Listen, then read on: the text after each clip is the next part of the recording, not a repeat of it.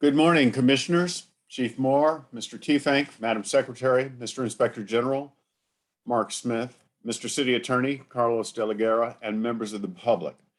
Today is Tuesday, May 17th, 2022. It is 9:30 a.m. This is a special meeting of the Los Angeles Board of Police Commissioners. Madam Secretary, please call the roll. Good morning, Commissioner Briggs, Present. Commissioner Decker, Present. Commissioner Bonner, Here. Commissioner Kalanche absent, Commissioner Sobroff. Here.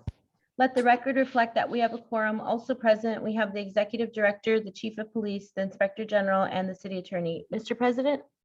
Thank you, Madam Secretary. We welcome everyone attending this morning. All public comment will be heard during item 2 on the agenda. We will dedicate a total of 45 minutes to public comment. Members of the public will have 1 minute per agenda item for a maximum of 2 minutes total. At the request of the speaker will be given 1 additional minute for general public comment for a maximum of 3 minutes total. Members of the public who participate in public comment are reminded that they can speak to any item on the agenda or a matter within the jurisdiction of the Board of Police Commissioners. Public comment is your opportunity to address the board, so you are free to express your opinion on matters before the board and to generally express when you disagree with other opinions expressed. However, directing your comments to other individuals who have spoken or attacking others who have expressed their opinions shall be deemed off topic and your public comment period will be concluded. Members of the public, if you choose to participate in the public comment portion of the agenda, you can participate in this meeting in one of a number of ways that are outlined on the agenda. Before I go to item number 1, the report of the Chief of Police, I just want to say this. This past weekend, we suffered twin tragedies as a result of hate-filled racism in both instances, in Buffalo, as well as in our own backyard, Laguna Wood. This is intolerable, it's outrageous, and we should not allow these tragedies to become normal. Too often we see multiple shootings, and it almost appears as if we are becoming numb to it. We can't allow that to set in. We must remain vigilant. We must remain vigilant for each other, and we must watch out for each other. And we must get rid of this hate-filled dialogue that seems to be consuming a certain portion of our society. With that, I want to turn it over to the Chief of Police for his report. Morning, Commissioner, President Briggs, other commissioners, Mr. City Attorney, Mr. Inspector General, Mr. Tiefank. As I do each week, I'm going to talk about our COVID-19 update, then go into significant events, as well as our crime numbers and personnel strength. Regarding the COVID-19, much as we're seeing in the surrounding areas, we have seen an trending increase in the number of new COVID cases, 36 for the week. That brings our number now to 5,352. And as a point of reference, I've not talked about this in the past, but we are, as we are seeing across our community, seeing a reinfection rate. And as a report of that, of the 5,352, our records today show that 516 of those individuals are reinfections at least one occasion. The increase, this most recent increase over the last 2 weeks, has resulted in now 126 of our personnel that are recovering from home. We have one individual that remains hospitalized, a significant milestone yesterday on a medical basis, and which I'm hopeful, I won't go into details, but I'm hopeful it's going to allow him to survive this terrible disease and the drastic impact that it's had on him and his family. As I move forward, I want to talk about significant events that have happened over this last week. I echo Commissioner Briggs, I echo your remarks and mourning the tragic loss of life, innocent life, both in Buffalo as well as Laguna Wood. There's no basis, there's no justification, there's no rationale. It's insanity to have these type of attacks occur in our country. And what I'll just build on your remarks is that in both instances, we're working closely with our federal, state, and local partners in understanding what led up to this, to these two instances, and in the aftermath, what the evidence is showing. And at the very early juncture, it appears that both were were premeditated well in advance, and that there was potentiality for their actions to have been discovered by others. This is a critical element because it stands with the research on mass shootings, is that they're very rarely are they spontaneous, very rarely are they just a flight of a thought that results in an instant delivery of this violence, but rather they're individuals who plot and have telltale signs for neighbors, friends, family members, and others that could have potentially interrupted. So this is critical for us, is that we're recognizing that the divisive and caustic rhetoric that we see in our society today, the role of social media and its influence on legitimizing in a sick fashion this type of violence, that there's some rationale that this can be allowed in our society. But in those rants and in those expressions, we need all of our communities to recognize that they can mature into this type of actual violence and loss of innocent life. And so we need, would ask, this may not be a law enforcement interaction, it may be a mental health interaction, it may be a counselor's interaction, it may be a school or another care provider's interaction. But ultimately, it needs to have some type of interdiction, some type of intervention to redirect this person's anger, their animosity, their hate in a different direction. So we just ask for that. We certainly mourn the innocent loss of life, and we also remain vigilant with all of our partners, both our faith community, as well as our business establishments, as well as just all parts of our society, to reassure them that the department stands ready to act on tips and leads regarding such individuals, to get them, when appropriate, to get them help and support so that they can redirect their energies into a nonviolent fashion. But it's critical that we all recognize in this state of turmoil that we see in a society that is at times at odds with one another, that the ready availability of weapons, of firepower, of war machines provides a fatal and a mass mortality type of risk before all of us. This last week, we also saw a number of activities, as this is Police Week across the country, May 11th through the 17th. I was proud to be participating in the Los Angeles chapter of the Police Unity Tour. It's a Southern California chapter that traveled hundreds of officers to Somerset, New Jersey over a 3-day road bike in support of raising funds for the National Police Memorial, Law Enforcement Memorial. While we enjoyed this, and it was a challenging experience, as both personally as well as for all the cadre, tragedy also struck there. We're on the first day of the ride last Tuesday. Los Angeles Sheriff's Department Sergeant Chris Brax, who was part of the Unity Tour and a participant from prior years as well, suddenly and without any warning suffered a cardiac arrest and died. And despite life-saving efforts by those that were on the team, ready medical assistance as part of the preparation for these type of events, his wife was with him. She's also a writer. And despite those interventions and efforts, unfortunately, he did pass away that day.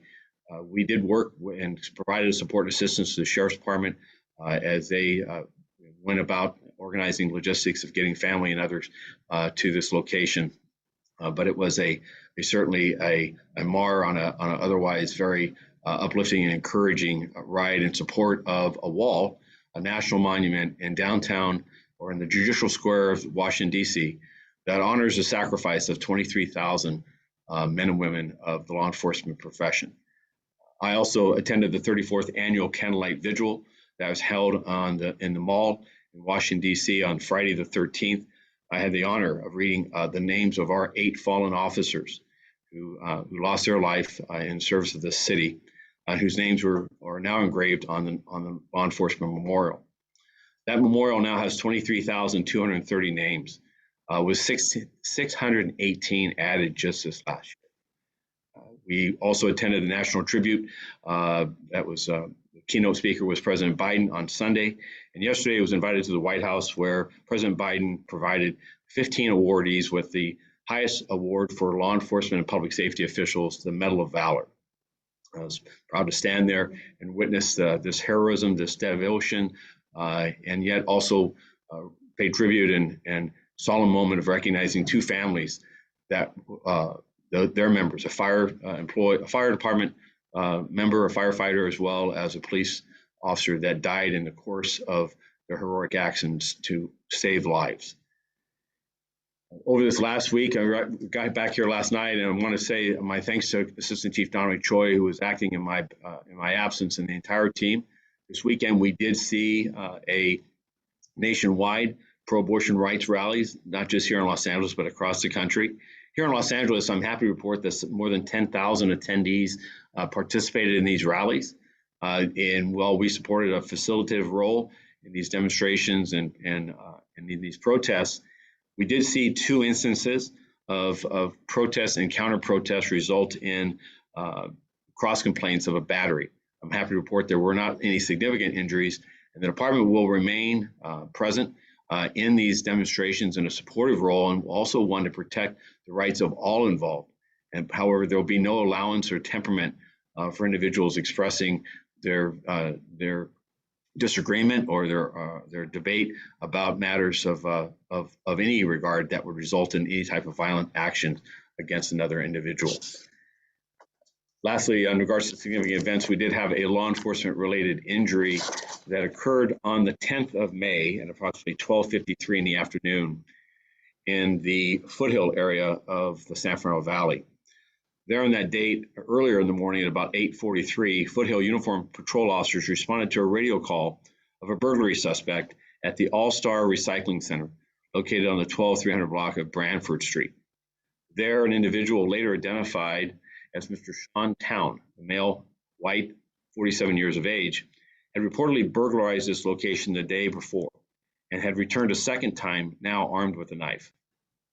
Upon being confronted by store employees, Mr. Town fled on foot and was later observed entering a large inactive strip mine location nearby. Metropolitan Canine officers responded to the scene and ultimately located Mr. Town hiding on a steep hillside covered in heavy brush. Mr. Town refused to surrender and threw several large rocks at the officers, which prompted the deployment of multiple 40-millimeter less lethal projectile rounds. Mr. Town was later taken into custody with the assistance of officers from the Metropolitan Special Weapons and Tactics climbing cadre. Mr. Town was transported by a rescue ambulance to a local hospital and was later admitted for an injury he sustained to his mouth. Based on the totality of circumstances, and early indications are that this injury occurred as a result of one of the less lethal rounds inadvertently striking him on the left side of his jaw. There were no officers or anyone else injured during the course of this event. The Force Investigations Division detectives respond, and this investigation will be completed and forwarded to the Use of Force Board. I will make my report and forward it to the Commission in the months ahead in the evaluation of the actions that took place before, during, and the aftermath of this event. In regards to categorical officer-involved shootings and other statistics, as I report each week, we now have a total of 7 officer-involved shootings this year versus last. That number has not changed since the last report. Last year at this time, that number was 16, and our 4-year average is just over 11.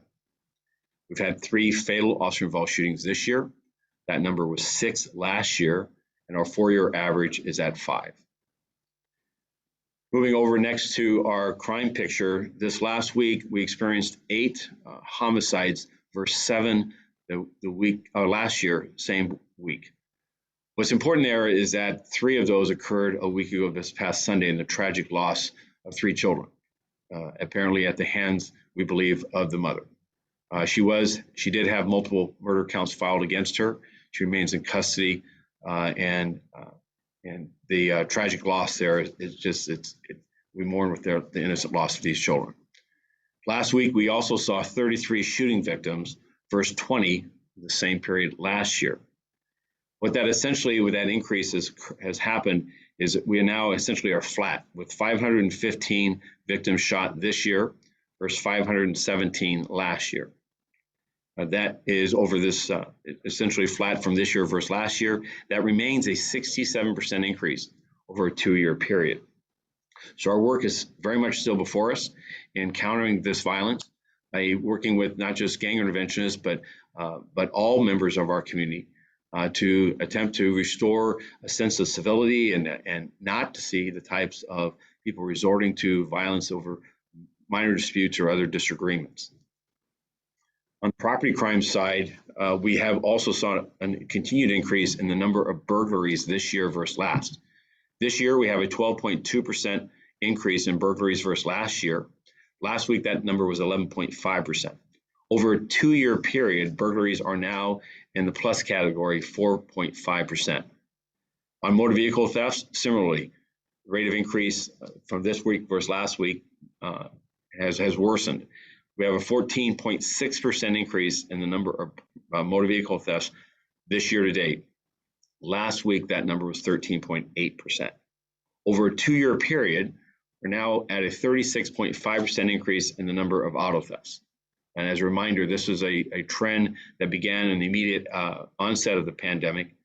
Our arrests for burglary and arrests for auto thefts and others will continue, and we'll continue to work with the criminal justice system to ensure that individuals that are brought to justice for whether it be crimes of violence or property crimes, that these serious felonious offenses are held and that the courts bring the full weight of the criminal justice system to deter further acts, further commissions, as well as others from engaging this type of preying upon members of our community.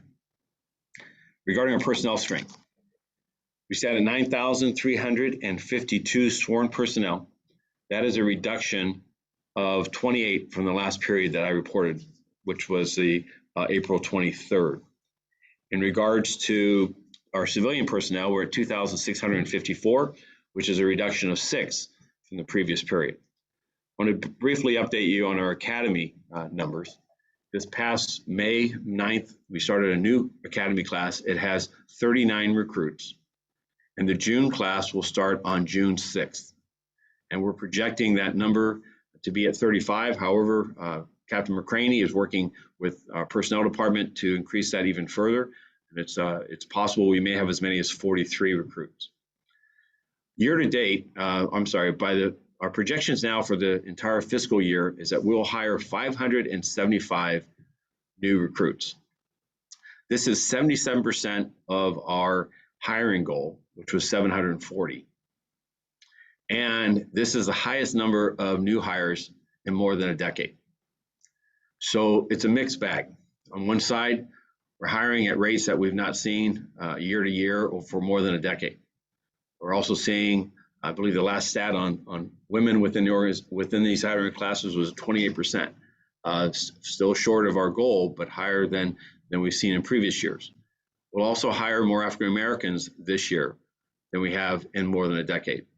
But we're falling short of the goal to restore and build added resources or added personnel as we move towards a goal of 9,700 sworn members of this organization. I continue to be encouraged by Commissioner Sobroff's work with the foundation and a number of philanthropic leaders across Los Angeles to help in a housing initiative as an incentive to bring new recruits, whether they be local residents or others, to help with the costs of rentals and the cost of housing here. But we're also looking to begin to bring before you proposals for a incentive program for whether it be new recruits, but also those that would recommend new hires, new recruit qualified applicants to increase again our goal. Our goal for next year, fiscal year starting July 1st, is 780. So we have our work cut out for us in hiring qualified and diverse work group that are representative of all our communities. But I'm also encouraged by more recent conversations with the new general manager of personnel department to shorten the glide path, the applicant pool time in which a person from the date of application to the date they start, to get that to under 90 days, to ensure their testing processes screen appropriately for only qualified individuals to join and have the privilege of joining this organization, but to do so in a manner that is a much shorter glide path than we have today. Lastly, it is our work with all the communities across Los Angeles that we're hiring, be a part of the change, be a part of the opportunity to lead this city and its policing efforts as we go through this decade and we see the Olympics and other world stage events that I believe would offer tremendous opportunities for anyone in this organization. With that, that concludes my remarks, and I'm happy to take any comments or questions. Thank you, Chief. I'm going to ask Commissioner Soberoff first whether or not he has any questions for the Chief. No? Commissioner Decker, any questions for the Chief? Thank you, Commissioner Briggs. Just a few questions, Chief. First, on the last topic that you covered on recruitment and hiring, I wonder if you could give a little more context to the number 780 for next year, because by my calculations, since the department did not meet the hiring goals for this year, and it's only 575 out of 740, right. Even if the 780s hired next year, we're still well behind our goals to increase the size of the department. So I wonder if you could just give a little context to the 780, how that number came about. So the 780 is an effort that establishes essentially the maximum number of new hires. 60 academy recruits over a 6-month academy. We run 13 academies classes over the course of a fiscal year. So the math works out to 780 personnel.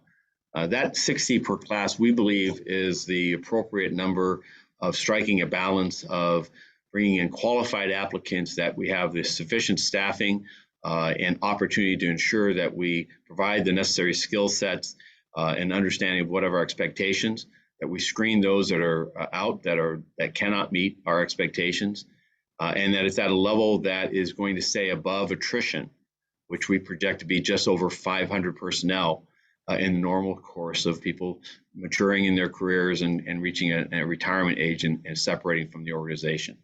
So this is it is an ambition, it is a high waterline, but I also believe that it's necessary to draw out the types of change that we need to experience. We have to break the paradigm of how long it takes to become a member of this organization. It takes exceedingly, and I recognize there's a lot of complicating factors to this, but I also find that to have that type of dramatic change in what it takes to onboard a qualified individual requires ambitious goals and aspirations. So it is a very high waterline. I'm grateful that the City Council, the budget before it that was supported by the mayor, provides for that goal. And we're in conversations with the Personnel Department to work out the necessary arrangements and reorganizing. Over my 40 plus years, the testing of this organization, what it takes to go through the testing process, the steps haven't changed. It's just taking longer. And that is, that's something that has to materially change. Yet at the same time, we have to be absolutely certain that we hire people who are qualified, that meet the needs and the standards of this organization. I believe that both can occur. And I'm committed to working with the Personnel Department and with our city leaders to achieve this.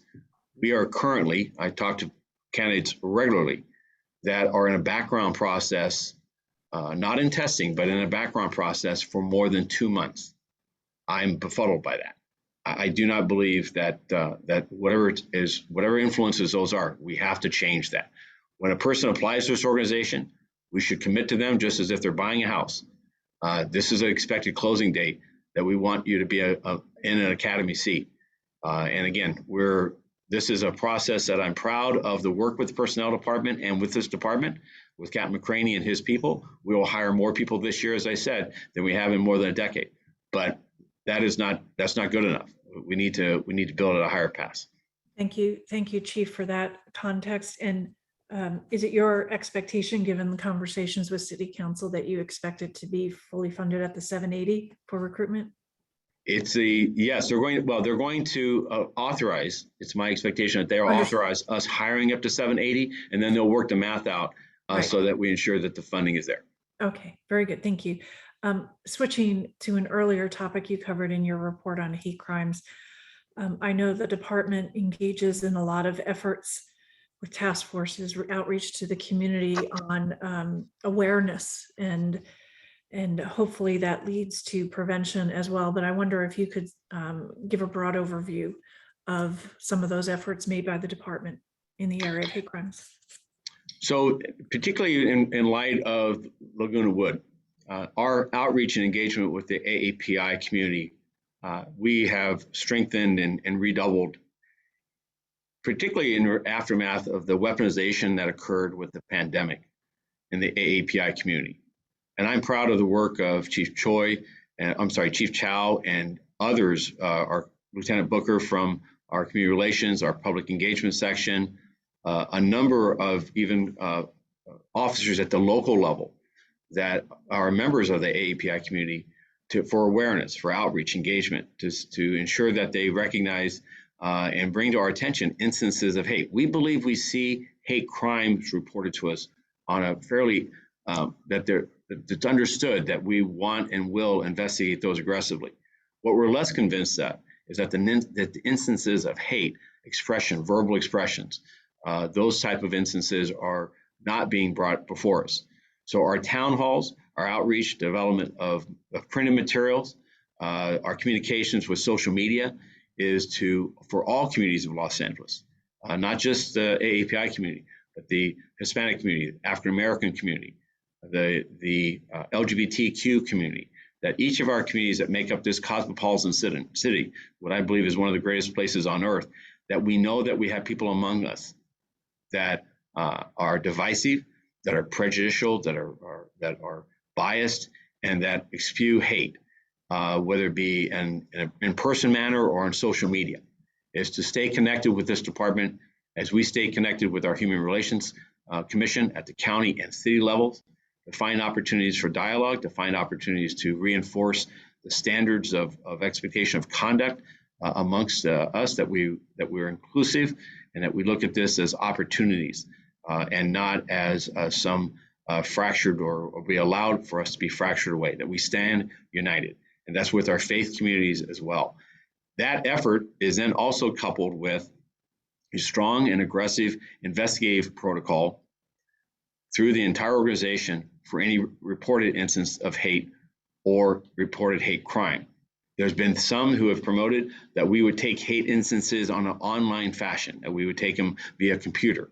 I believe, and we've opposed that because we believe that any instances of hate and also hate crimes require an on-scene investigation and a prompt response to assess and to evaluate and to take actions to bring the person or persons responsible for the criminal justice system.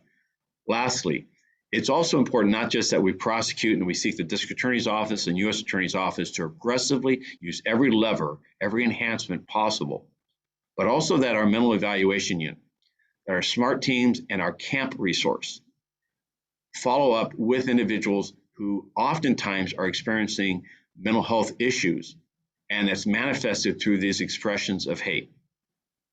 And they come into the system, if you will, and they're actually going into the mental health system only to be returned back to a community setting. And that's where our work, and it's unique amongst law enforcement across the country, is that we have teams dedicated to follow up with those individuals to monitor how they're doing and are they getting the necessary mental health care and support so that they don't relapse and deteriorate into an episode of violence. Thank you, Chief. Much appreciated. Thank you, Commissioner Briggs. Thank you, Commissioner Decker. Commissioner Bonner, did you have any questions for Chief Moore? Yes, I do. First, I'll go back to the topic of recruiting and personnel strength. And also first want to express appreciation to Captain McCraney and his team for making some headway under very difficult and challenging circumstances, as you described. And the question, I think, is really is about the staffing levels. And I often get questions or comments from people who think you need 10,000 police officers or 12,000 or so on, and I at least find it difficult to engage too much in those conversations, because it's hard to have a conversation about 12,000 officers or 10,000 when we can't get hit 9,500 or 9,700 and so on. So the question really is, Chief, how much, in your view, should the conversation be about, or should the focus be about, whether it's incentives or other types of support, or improving the process that you described on the one hand, so that you can simply meet the current hiring goals and authorize positions, versus attention to this other question of growing the department even further? Well, I think it's a combination of both. I think that strategically we need to look towards a horizon that has that structures out a department that is restored to positions that it were just a short two plus years ago, but also recognizing staffing numbers, sworn and civilian, the combination of police services in Los Angeles, the demands will only increase. This is an organization that will benefit from having personnel, both sworn and our professional civilian workforce, so that the ability for law enforcement, for LAPD, to have and establish and reinforce one-on-one contacts, to have sufficient footbeats and patrols, to have the added types of deployment that we see and being asked for throughout the city, so that we can see the community safety partnership engagements that we want, so we can see the number of senior lead officers, and as they engage with their neighborhoods on problem-solving efforts to build community cohesion and to move towards a safer Los Angeles and a sense of a better safety, a better sense of Los Angeles. We have to do both. What we're recommending on the short term is could be short-term engagements in a difficult, extremely challenging hiring environment. We're in essentially a zero unemployment base when it comes to the personnel we're recruiting from, that pool of personnel, but also and recognizing many other agencies are hiring and we're competing for those same qualified individuals. So there's some market differentiations I think we need to pursue in a short-term matter, but also fundamentally, we have to fix, in my view, or resolve the hiring process, the city, that the Los Angeles police officer engages in, so that, and this is on the civilian workforce as well, when you want to become a member of the city workforce, your qualifications and your ability to start a position that is desperately needed needs to have a process that's much more efficient than it is today. 8-9 months, a year is not, in my view, in this environment, short or long term, a realistic allowance. I think we need to change it. I think we can. And so the efforts here is both long ball, the horizon of growing this organization, maturing it in a way that's strategic, that's thoughtful, that builds relationships with all of our communities, that builds in this shared responsibility, but also pragmatically short term.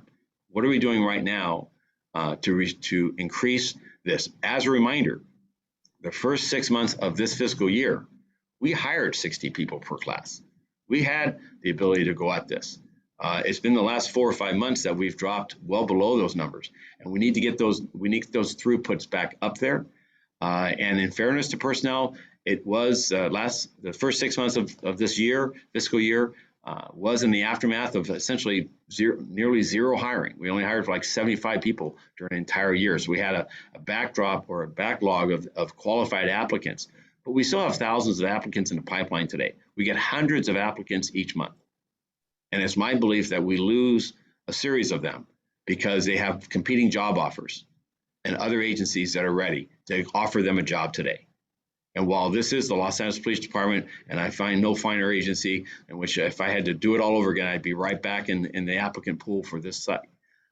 We also have to recognize pragmatically that people are looking for a job. They're looking for a paying career in law enforcement. And while they may not get their first choice because we're delaying or we're delayed in that process, they join another agency, and that's our loss.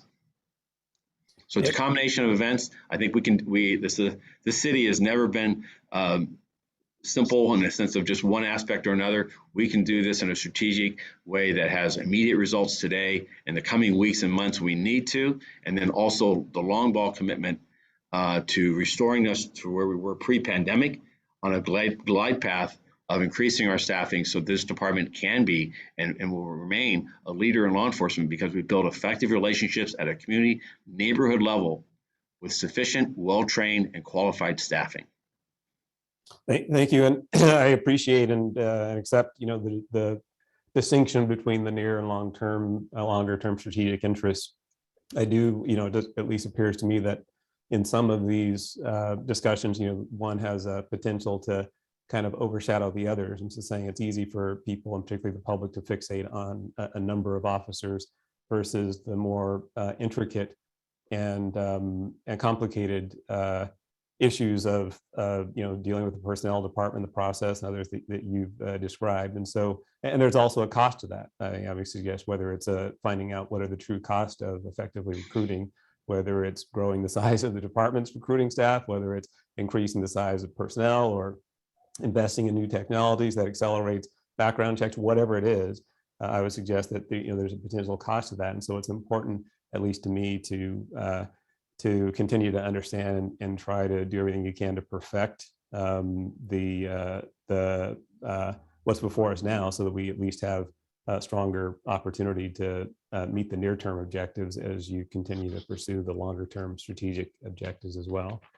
The other question then goes to the issue of mass shootings, and I appreciated the questions from Commissioner Decker that took the hate crimes element of it, but I wanted to understand. You mentioned that a lot of these, most or all these are not random. They have these telltale signs, I think is what you mentioned. And the question really is, what is who is watching for and addressing and dealing with those telltale signs? So I have some understanding of how this works in the foreign and international terrorism space, but when you're thinking about domestic terrorism and these all these things that potentially go into that basket of mass shootings, you often hear all these stories. You hear about the telltale signs, and then usually what you're hearing is that somebody saw it but didn't report it to someone else. Somebody reported part of it but not all of it, and it's usually a combination of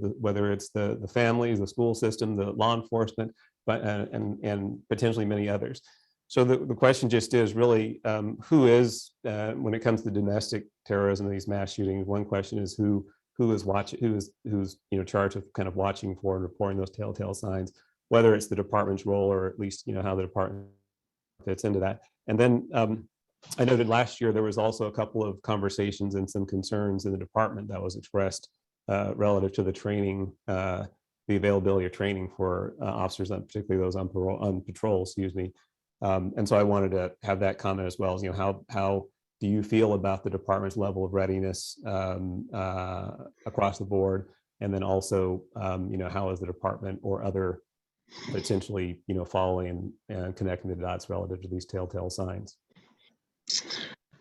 So kind of a complicated series of questions there. Let me do the first one. Who's watching? Well, it's our responsibility as Americans for all of us to. Formally, the domestic terrorism is the role of the Federal Bureau of Investigation, and we work with them regularly.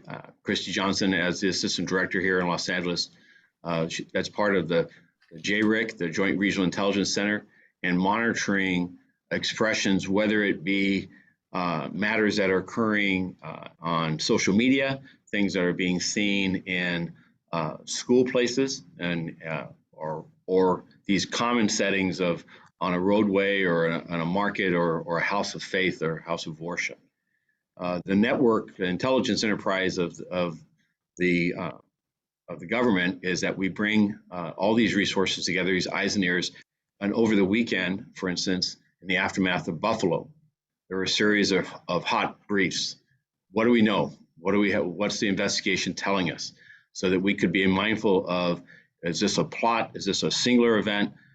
Is there copycats? Is there aspects, as we were learning from that investigation? It wasn't an individual that at least had some inspiration or involvement with the New Zealand attacks as far as likeness and the similarity. But that network continued over the weekend in the aftermath of Laguna Wood.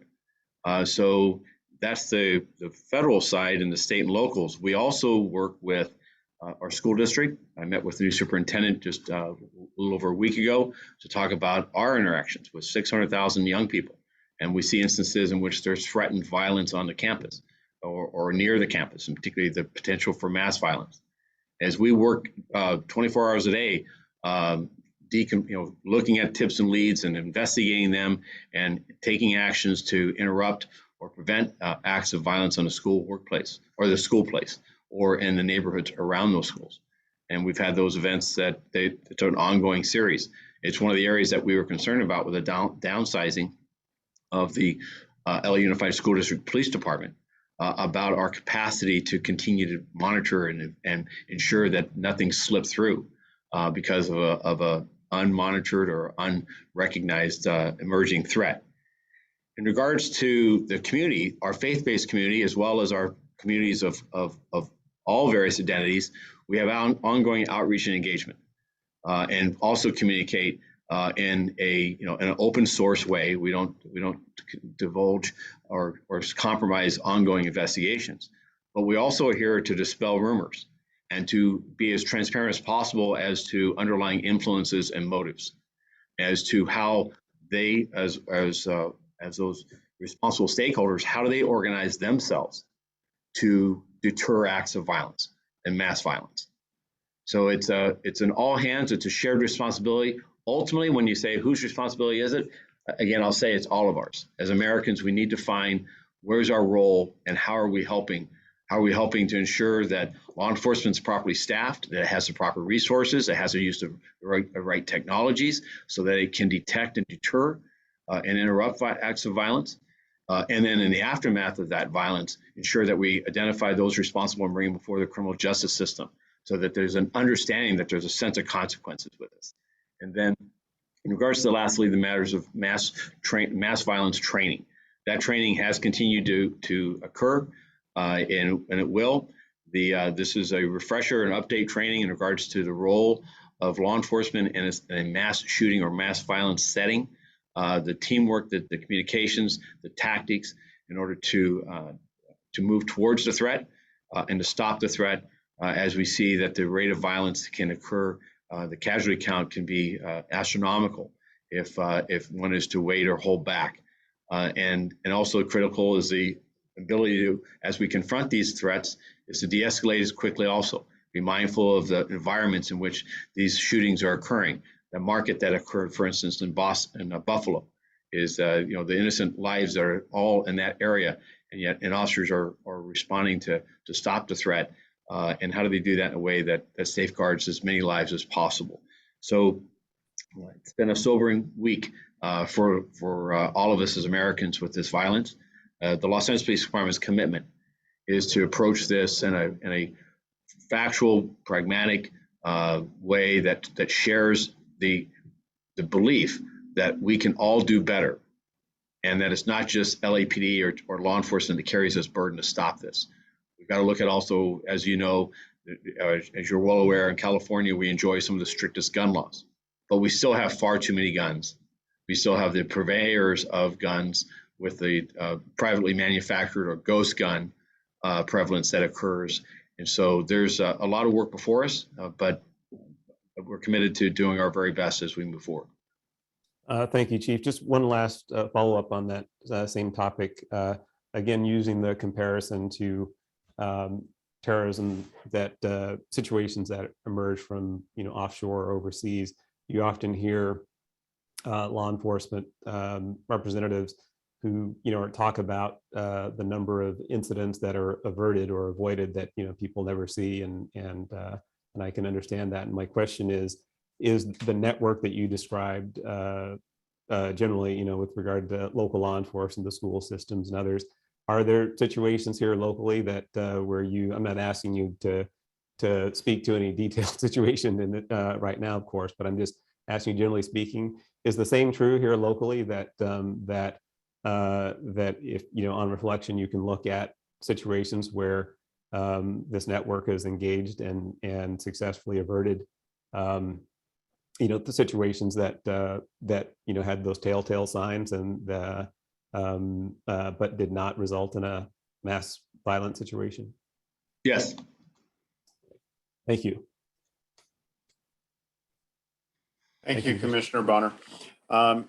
Chief, both Commissioner Decker and Commissioner Bonner asked the questions that I had in mind, particularly with respect to recruitment and the issues and challenges that we face around the personnel department. And I'll separately address that with you and Captain McCraney at a later date. But thank you. At this time, we will move to the public comment period, item 2 on the agenda. Madam Secretary. Okay, first we have TK. Hello, Hi, what items would you like to speak on? all of them. Okay, 3 minutes.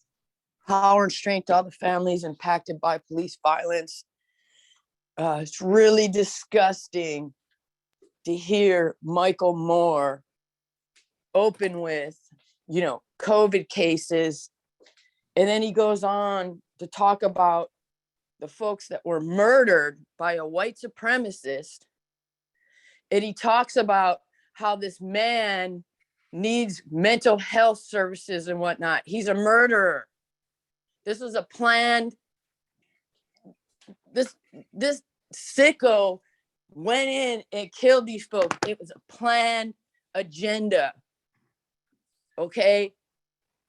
Families, loved ones are lost. And he goes on to say how this guy, needed mental health services. No, he's a white supremacist. He planned on doing this. White folks need to stop hiding behind mental health issues when y'all are grounded in white supremacy and hate. It's disgusting to hear a so-called leader of a department, a so-called leader of department, describe things of this nature as if it's I don't even have the words today. I'm so disgusted right now. And to go on and say, this department is grounded in white supremacy. Your whole department is grounded in white supremacy. This whole country is grounded in white supremacy. The land was stolen. People committed genocide to be on this land. And y'all go on. And then you allow callers to go on here week after week and display racist rhetoric. And you want to talk about how you need to employ more people to your department. And we're in the middle of a housing crisis. And you want to give subsidies to murderers to come to our city. Look at how this guy was taken into custody. Right? It's disgusting. The hypocrisy is real on here. And y'all want to talk about employing more and more police, giving more and more of our city's fund to these murderers. I don't even have the words today. I'm so disgusted. It's just, you need to abolish the police. We need to abolish the police. We need to abolish the police and fire more. Fuck y'all. I don't even have the words today. And stop allowing these white supremacists to come on here and talk. I don't even have the words today. I'm so fucking disgusted. Okay, thank you. Next we have Q. Yes, I would say good morning, but I don't feel like it's a good morning. The first thing I would like to address is the fact that we love to generalize Black trauma and Black pain. What happened in Laguna is despicable. What happened in Buffalo is despicable. But they are two different incidents, and they must be addressed as such. Dylan Roof was not a one-off. Peyton is not a one-off, right? Dylan was 18 years old. Peyton is 18 years old. Dylan was 21 years old. Somebody is indoctrinating these kids. And the only place I've seen the mental illness thing was on Fox News. And I don't even watch Fox News. I was just scrolling through online, and I saw a caption with Tucker Carlson, and beneath the caption it said, mentally ill youth shoots, mass shooting or whatever. And this is what they do. They minimize what happens to our community. An 86-year-old mother was killed. 76-year-old was killed, right? Murdered, right? This guy had the N-word written at the end of his weapon, but he's mentally ill. He drove 3 hours, but he's mentally ill. He planned this, but he's mentally ill. He streamed it, but he's mentally ill, right? I knew that this was going to happen, right? He has 14 on his gun, which stands for their creed for replacement theory, right? This is not something that just happened yesterday. This has been going on. This is the exact same rhetoric that we're hearing on Fox News, and a lot of police officers look at Fox News. And the fact that now, remember the George Floyd Valentine's card, these has been the sentiment, right? And it's not just something that's happening in America, it's something that's happening around the world, but it's not just something that's happening in Los Angeles, it's happening around the nation. And I will not be surprised if we see another one of these happening shortly, because it's not going to end. This idea that Black people and people of color are going to replace the white race, and this old rhetoric about CRT and critical race theory, which is not even a K through 12 course, but it's a course that is taught in law school. This whole pushback in basically school board meetings against 1619, which teaches the history of Black folks. It reminds me of what Jesus said. Jesus said, you think you don't know the way to peace because you're blind. You don't know the way to peace because you're blind. I'm standing here, but you don't know that I'm God because you're blind.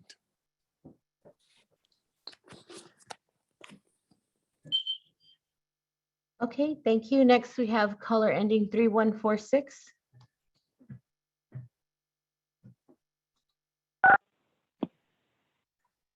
Hi, is that me? Hi, yes, what items would you like to speak on? Public input and things that the chief has already talked about. 3 minutes. Thanks. Well, the LAPD is probably going to be affected by this. This Peyton Gingren guy is a lot like Dylan Roof. He shut up a school, but this Peyton guy shut up a grocery store, definitely attacking Black people. This is terrible. Very, very sorry that this has happened to anybody Black. And it hurts everybody, though, right? Peyton Gingren is a French white guy racist. That name is French, but he had body armor on, right? And I have talked about head-to-toe body armor. A retired police officer's dead. Doggone it. You know, we shouldn't need to add on to a memorial wall. You see, my concepts and awareness are far beyond yours. Whether you're on the commission or a chief, it doesn't matter much. I'm ahead of all of you. Eileen definitely behind me. If you don't implement my suggestions, more officers may die, right? So let's look at something else that's also related to this that creates a lot of racism. Is the oops, I have no body armor, I have no protection, so I have to kill before the suspect kills me, the officer. That's what's going on. This is a problem when we have body armor. When we say it again, oops, I had to shoot that guy, doggone it. I the officer, have no body armor. I'm not protected, so I have to kill before I'm killed. So let's look at another related situation just like this. The problem is, if the officers were being protected, the ability of the LAPD to hire police officers would drastically improve. Okay, let's look at some other problems. Remember the Gresario Mac multiple problems where there's a female officer kicking Gresario Mac to see if he maybe a little toe was wiggling in the shoe, and then they shot, if they were going to shoot him again the third time on the ground. Right. Then 2 weeks later, the LAPD went into the family house with that high-powered rifle that seemed like the one that Jones used at Burlington. Right. Those military rifles idea. All these officers are out of policy. And I wonder if that's an MOU that turned that around. And Illuminati Beck okayed kicking him and shooting him on the ground. And it doesn't matter what color you are, if you're white or Black, if you commit crime, you turn yourself over to the police, right? And you turn your power and control of your life over to somebody else or this system. that gets called, you know what it gets called, right? So it doesn't matter, Briggs, you cut me off last week. It doesn't matter what color you are. Everyone that commits crime turns themselves into a slave, Briggs, you jerk, stupid jerk. Go home.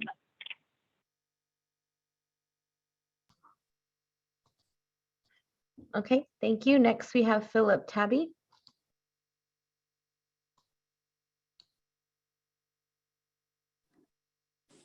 Yes, all items, please. Okay, 3 minutes. Thank you. I find it interesting that you guys are talking about hate crimes and all this, but let's look at the past meetings. Let's look at last week's meeting and let's look at today's meeting.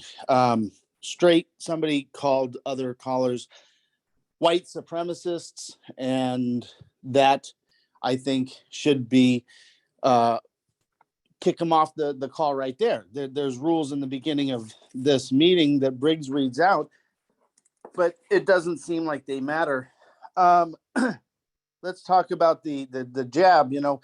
20 out of 26 officers last week, when you guys reported, 20 of them had the experimental shot. 26 officers had COVID. So that should really be a wake-up call right there. I support our LAPD officers, and in Washington, D.C., May 15th, there was an annual National Police Officers Memorial Service at the Capitol. So I just want to take a brief moment to remember our fallen officers. And again, a friend of ours that had passed, a volunteer of LAPD. May God be with them and their families. I see and meet many people in my city who support our police. Very few people don't support them. When will our chief of police and this board begin standing up for our officers? Take notes from Sheriff Villanueva. He does an excellent job. Let's start with the COVID situation. You're still forcing our officers to wear the useless masks and take an experimental shot. Our officers worry about their jobs every day, if they're not obedient to your tyrannical rules. Are you going to fire the 1,930 officers who are standing up for their rights? Keep doing it. Keep doing it, guys. Stand up for your rights. Don't you see what's happening? 26 officers have COVID and 20 of them have received the experimental shot. On top of worrying about being terminated for not complying, our officers are afraid to do their jobs. Look what happened in Central Division a couple of weeks ago. Protesters took to the streets. The world's seen images of officers being intimidated. One of them was being intimidated and he was afraid to use his baton. Morale in the department sucks. Yeah, I'll bring it up again. Why haven't I heard anything from Inspector General Mark Smith? Sir, this is the third time now asking for you to contact me regarding a complaint on Chief Moore and Deputy Chief Hamilton. Your website states that we can request to speak with OIG staff at police meetings or public, these meetings. I submitted a letter, the community submitted letters, the neighbor council has submitted a letter, and it's all part of the complaint going through. So hopefully we could hear back from you, sir. God bless our LAPD. Recall Gascon. Okay, thank you. Next, we have Steve Rogers.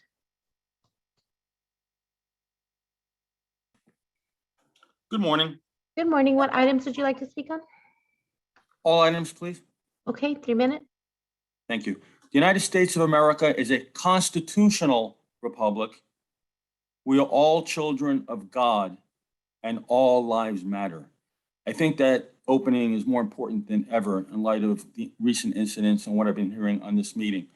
Public safety should not be a partisan issue.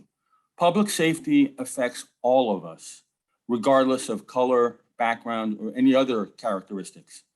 We have to stick together, we have to stand together and face crime.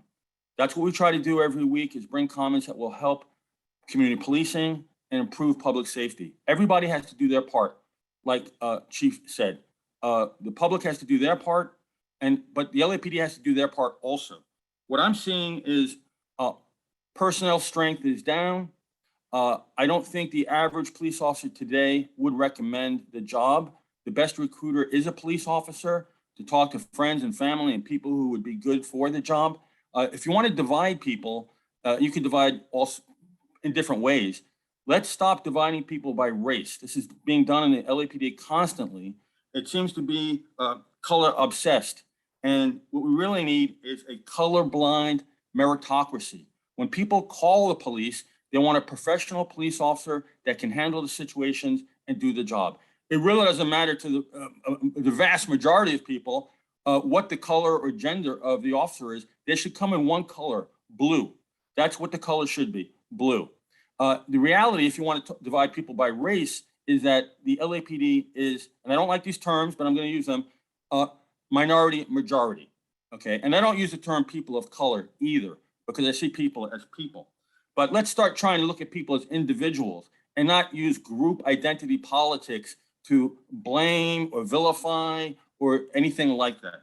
Now, personnel strength is down. We have about 1,700 officers that don't want to take the so-called vaccine mandate. We need all hands on deck. We need all officers out there protecting the community. How many officers are injured on duty at home? Where are the officers? Do you see them in the streets? Do you see the footbeats? Where are they? And they're not being proactive. So proactivity is down because morale is down. You have to do something to change course. I don't have a lot of time here, but I want to thank the chief for giving the briefing on what happened on National Police Week. National Police Day was actually May 15th. Remember the fallen and remember to support your local police. We need clergy council out there in every division. We need faith and connection between the department. We need better connections, and that website is part of it. Let's have real connections, neighborhood watch meetings, meetings that are actually publicized so people know when they're happening. God bless you, LAPD. Okay, thank you. Next, we have Blue.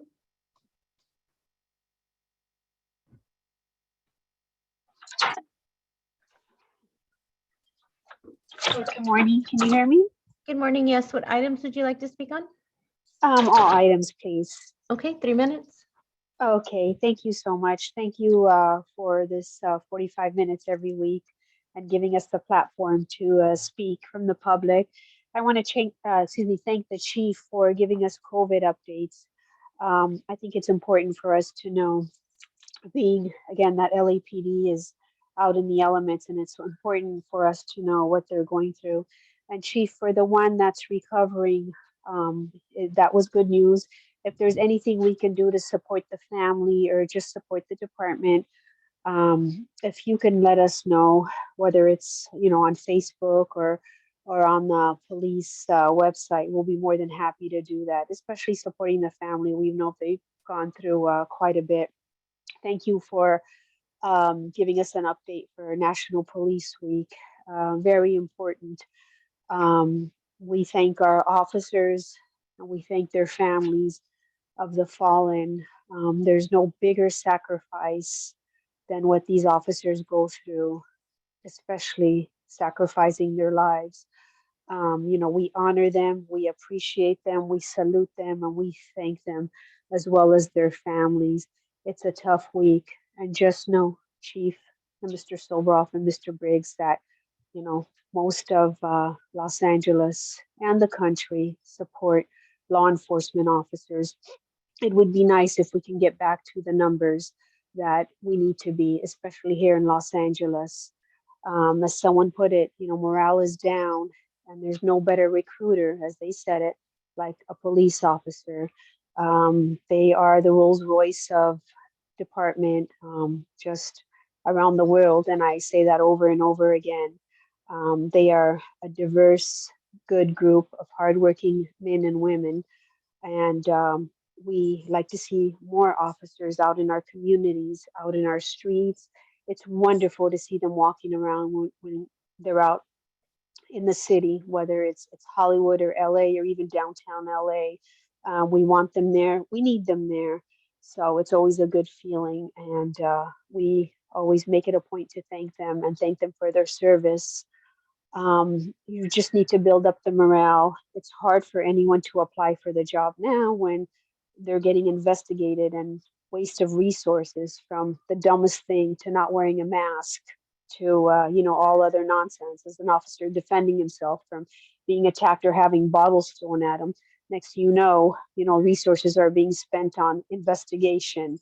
And that's part of the problem here. I mean, let's be fair. Fair is fair. Every officer has a right to defend themselves and go home to their families at night and not be hurt on the job. So once that is visited, I think you'll have more recruits. Okay, thank you. Next, we have Gina Viola.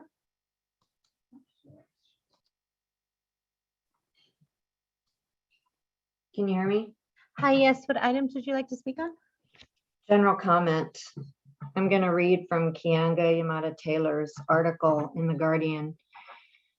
These national political machinations have local repercussions. The neighborhood where the shooting took place, Maston, is overwhelmingly Black, with many people living below the poverty line. She spoke with Pastor George Nicholas of the Lincoln Memorial United Methodist Church, which is situated in the area. There were 2 families that were directly impacted by what happened yesterday, he said, and I let those family members share. And then others who, unbeknownst to me, had 5 friends or people who they were connected to lost their lives yesterday. They shared, and then I just gave people the moment of opportunity to talk about what they were going through. Many people were angry. That was the big sentiment, angry that it happened, angry it didn't have to happen, angry at the ability of our society to really fully comprehend or to acknowledge the historical roots that drive these things. He saw the violence as a continuation of the broader disenfranchisement that Black people in Maston experience, the high poverty rates, the poor health outcomes. Okay, thank you. Next, we have Elisa Avalos.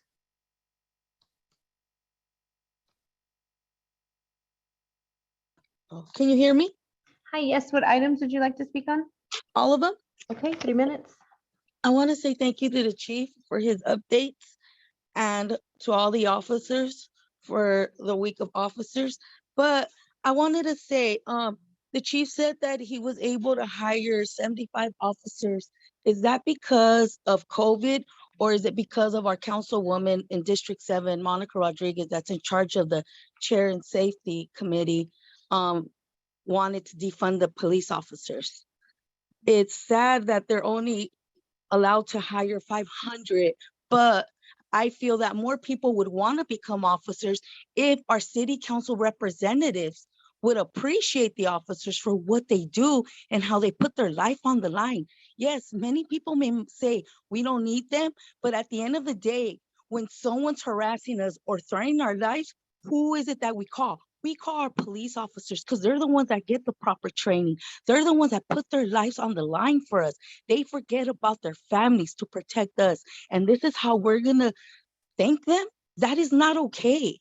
We need to give them more funding, more training, but especially we need to let the chief get elected by the people so he can do his work for the people and not be manipulated by the mayor or our council people. They need to be able to do their job, and it's not okay. And from the bottom of my heart, I thank every officer. Yes, there's bad officers, but there's good officers the same way there's good and bad community. We need to hold each other accountable and work with each other. All lives matter. It's not okay for someone to drive and go and kill somebody because of their color of their skin. That is not okay. It's never okay. We need to start holding those people accountable, but we need to thank our police officers for putting their lives on the line for us. That's all I have to say. Thank you. Okay, thank you. Next, we have Zach Sherwin. Hi, all items, please. Okay, 2 minutes. Not to get caught up in minutia, but it would be really helpful if you say who's on deck to speak next. It's sort of difficult to understand why you don't. So either explain to us why you don't do that anymore or resume doing it. And again, not to get like bogged down in the weeds, but I just find it so representative of this commission's kind of generalized opacity and like lack of engagement with the community whose voice you're supposed to be. And honestly, your low-grade hostility towards the public that you purport to represent. If you took a pie chart of what this meeting was about and commissioners, what you asked questions about, a large part of it would be about hiring more cops, like someone who just parachuted in a vacuum and didn't know what was happening in this city and some of the headlines that we've seen over the past days and weeks and months. You would think that's like one of the most major issues, and you know, the burning roof on fire kind of things we need to talk about if you just divided the time of this meeting up in a pie chart. And I think that speaks to this commission's out of touchness and obliviousness and like lack of compassion. Is that too much to dare to hope? Moving on to the chief's report. The chief said we have to hire people who are qualified and meet our high standards.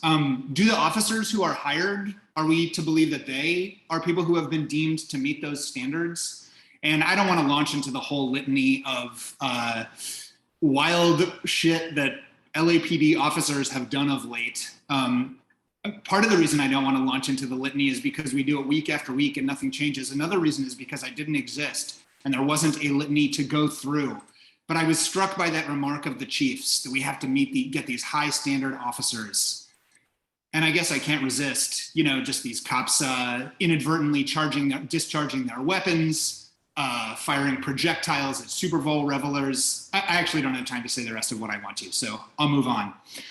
Hearing Chief Moore talk about efforts to fight hate crimes was really interesting when, for example, we know that this police department pulls Black people over at highly disproportionate rates, and that LAPD officers went to the Capitol insurrection on January 6th, and that LAPD advertised on Breitbart, and that you don't sustain literally any complaints of racial bias.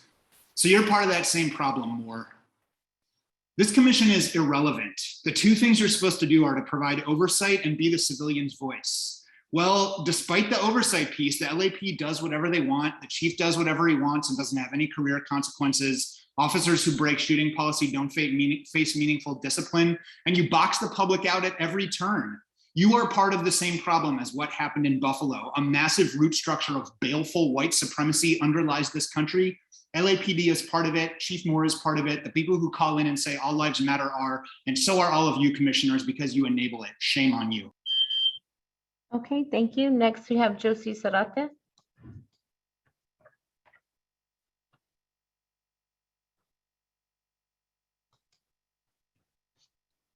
Good morning, can you hear me? Good morning. Yes, what items would you like to speak on? All items?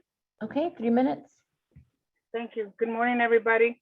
I'll start with my same question every day or every Tuesday to Chief Morris. And is he ever going to give us the reason why he removed Cesar Contreras from CD7? Well, we know that he's removing a request from Monica Rodriguez, but did he follow proper protocol? Also, I requested a town hall meeting in Lakeview Terrace for him to give us that information. And if not, can he come to my public safety meeting with the neighbor council?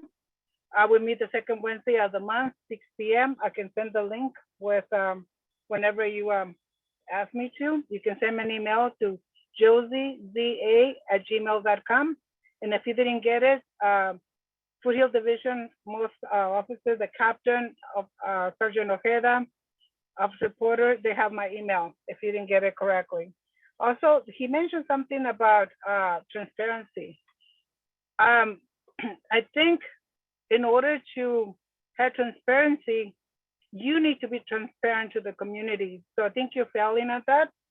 And second of all, is there a disciplinary action from someone to you for not following proper protocol if you did not follow it, which I don't think you did? And I will continue to join the meetings just for you to know that it is important that you be clear, crystal clear to us, to the community. I support the police department 100%. As other callers said, we need you. There's no one in the world that will need you to do your job. We need you to save us from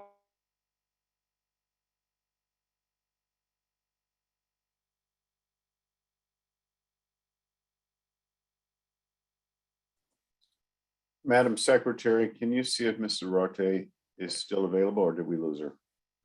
I believe she muted herself. Josie, are you there? Yes. Okay.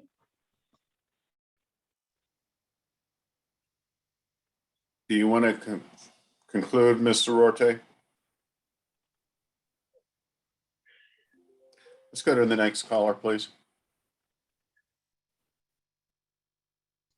Okay, the next caller is caller ending 9472.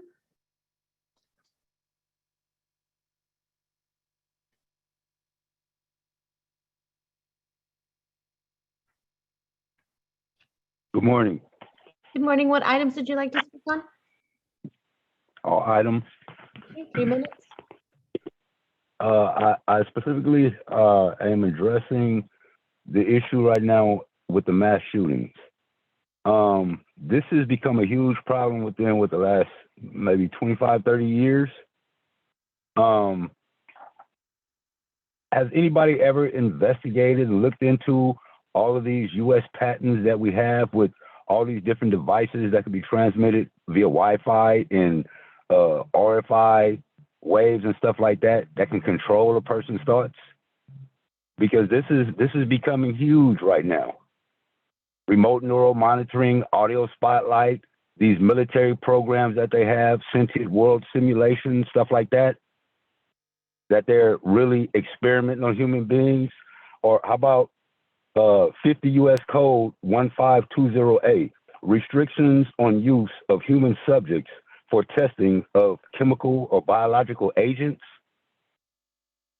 All of this stuff should be looked into also as to why the world is having so many problems with all this craziness. I'm myself, I'm in federal court or appellate court right now due to being harassed by LAPD officers that I've already sued in 2017. Falsely arrested, and then my child, because I'm a single father, put in foster care. Sat in jail 13 months, took an additional 2 years after not guilty on all charges with LAPD officers falsifying evidence. Not guilty on all charges, but took me an additional 2 years to get my son out of foster care. Moved to Tennessee, now I'm back in California in federal court again because I was harassed in This is Tennessee. off topic.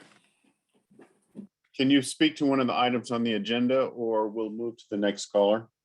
One of the items is this is a hate crime, and you address the hate crime stuff about the Asians was passed the bill, and that's fine, but Blacks are still dealing with the same issue that we've always dealt with since I've been alive. Brutality at the hands of the police, racism, not being equal or treated equal. This is a huge problem, and it hasn't changed in Los Angeles since I've been here. It's gotten worse.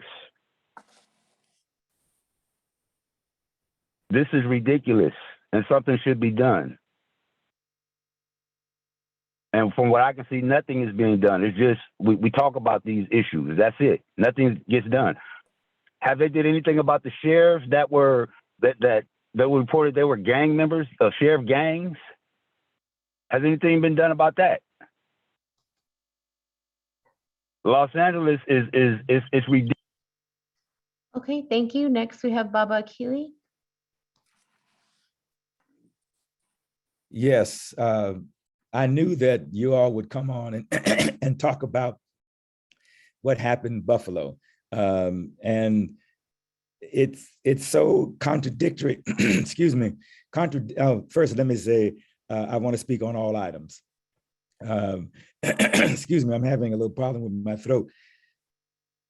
1919, Red Summer, where Black people were indiscriminately killed. 1921, the Tulsa bombing. 2015, Mother Emanuel church killings. Now, this is a pattern, and the white supremacists that conducted this last mass murder of Black people are connected to the white supremacists who support and are unquestioned the police. I can count off 10 people that the police have killed, starting with Ezell Ford. He would be alive today if the police had left him alone. With Shario Mack. We can tick off a number of Black people that have been killed by the police, and we don't offer that same sense of solitude or solace to them. But when this happens by a so-called white supremacist, we get concerned. If that same level of concern was expressed at Black death here at the hands of police, we'd have a lot less of it. If that same concern and that same sense of outrage was connected to the death of Black people here by police, we would have a lot less of it. And so I'm first outraged that this has happened in Buffalo. Second, I'm saddened by it. But thirdly, it reinforces the concept of white hatred in America and how it gets reflected by white fear, that somehow or another we will replace you all. We are taking over. Those sentiments have been supported and implied by many people who have come before this police commission, and nothing has been done about it.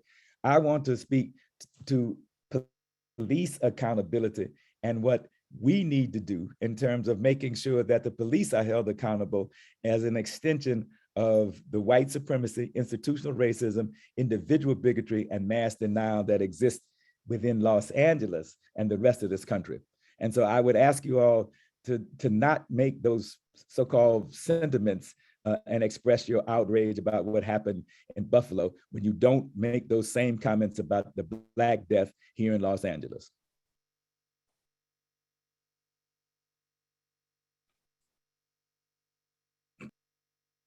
Okay, thank you. Next, we have Adam.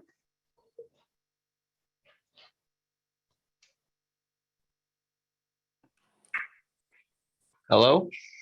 Hi, what items did you like to speak on? All of them? Okay, 3 minutes. First off, US is a constitutional republic and all lives matter, and we are the children of God. The LAPD is like an appendage of like a settler colonial project. So I guess it makes sense that people call in, congratulate you on all of your work. I just wanted to call in and to make sure that Steve was wearing pants today. But I've got shit to do, so have a good day.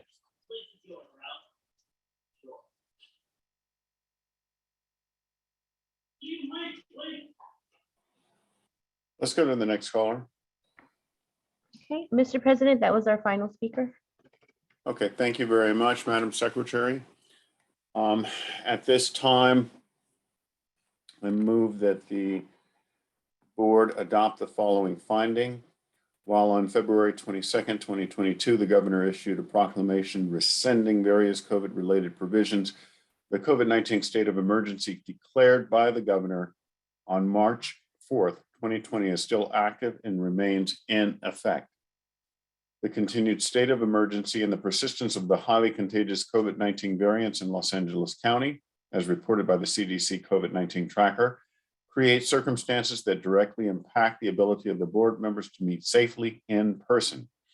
Additionally, on March 1, 2022, the City Council found that the state of emergency directly impacts the ability of all City Brown Act bodies to meet safely in person. In accordance with AB 361, this Brown Act body has reconsidered the circumstances of the state of emergency, and the state of emergency continues to present imminent risk to the health and safety of attendees and continues to directly impact the ability of the board members to meet safely in person. Is there a second? Yes, I'll Motion second. been made and seconded. All in favor, say aye. Aye. Aye. Aye. Aye. Motion carries. Thank you. At this time, we'll move to item 3 on the agenda, the consent agenda items. Do any commissioners want to fill out for questioning any of those items? No, sir. Seeing none, I move that we adopt all the consent agenda items. Is there a second? Second. Motion been made and seconded. All in favor, say aye.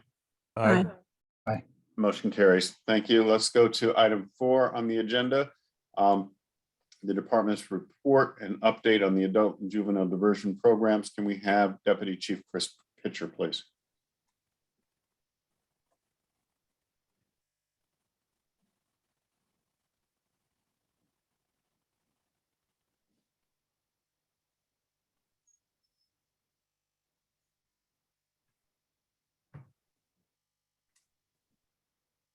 Good morning, Commissioners. Can you hear me? We can, Chief Pitcher. Thank you very much. You may proceed. Yes, good morning, members of the Commission and Chief. Please note that there were some minor computational revisions specifically to the percentages related to the juvenile diversion numbers. It affected a little bit of the information contained in the narrative of the report. Those revisions were completed and a new version of the report has already been submitted to the Commission prior to this presentation. So with that being said, the department currently operates two pre-filing diversion programs, one for juvenile offenders and the other for adults, to minimize the overall impact to the subjects and adults by diverting them to the various counseling and treatment programs as an option to detention, incarceration, and prosecution. It is important to note that both programs are geared towards engaging low-level and non-violent juvenile and adult offenders who have committed select misdemeanor and felony offenses.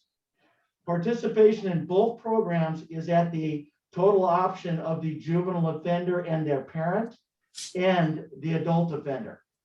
So first, a brief overview of the Juvenile Arrest Diversion Program, otherwise known as JDAP or JADP.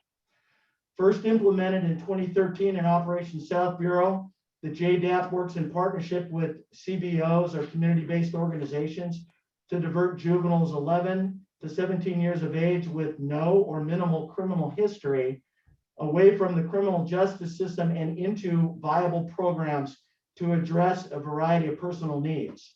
Currently, the JDAP has been implemented in all 21 geographic areas across the city, with program services being provided by 6 different individual CBOs that service multiple areas. For your edification, the CBOs are providers that are well established in both the city and the county, and they have been working with the department and county for years. Of the 6 providers or CBOs, the least amount of experience in the community is 25 years, and they are the inside out riders. Regarding participation, juveniles cannot be diverted for serious or violent offenses known as Section 707B of the Welfare and Institutions Code offenses. Those are murder, rape, robbery, arson, kidnap, sexual assault, assaults involving serious bodily injuries, any possession of firearms, probation, or when the juvenile has had a prior arrest or diversion for the same or similar offense within the last 2 years. So the direction from the COP to the 21 area commands is that if a juvenile qualifies to participate in diversion, then they should be emphatically diverted. During the weekly CompStat inspections where I inspect the 21 geographic areas, I closely examine every area's juvenile arrests that they make during the 28-day extraction period and whether they were diverted or not. And if not, they provide me with a reason why they were not diverted, i.e. they didn't qualify, they chose not to participate, whatever the reason was, they provide that with me at the CompStat inspections.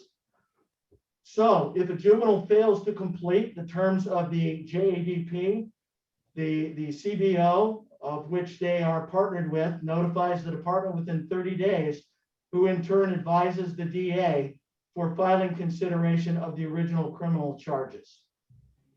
The CBOs provide individualized programs to the participating juveniles inclusive of counseling, treatment, socialization skills, tutoring, and mentoring, with the overall length of each individual program varying depending upon the program and needs of that juvenile.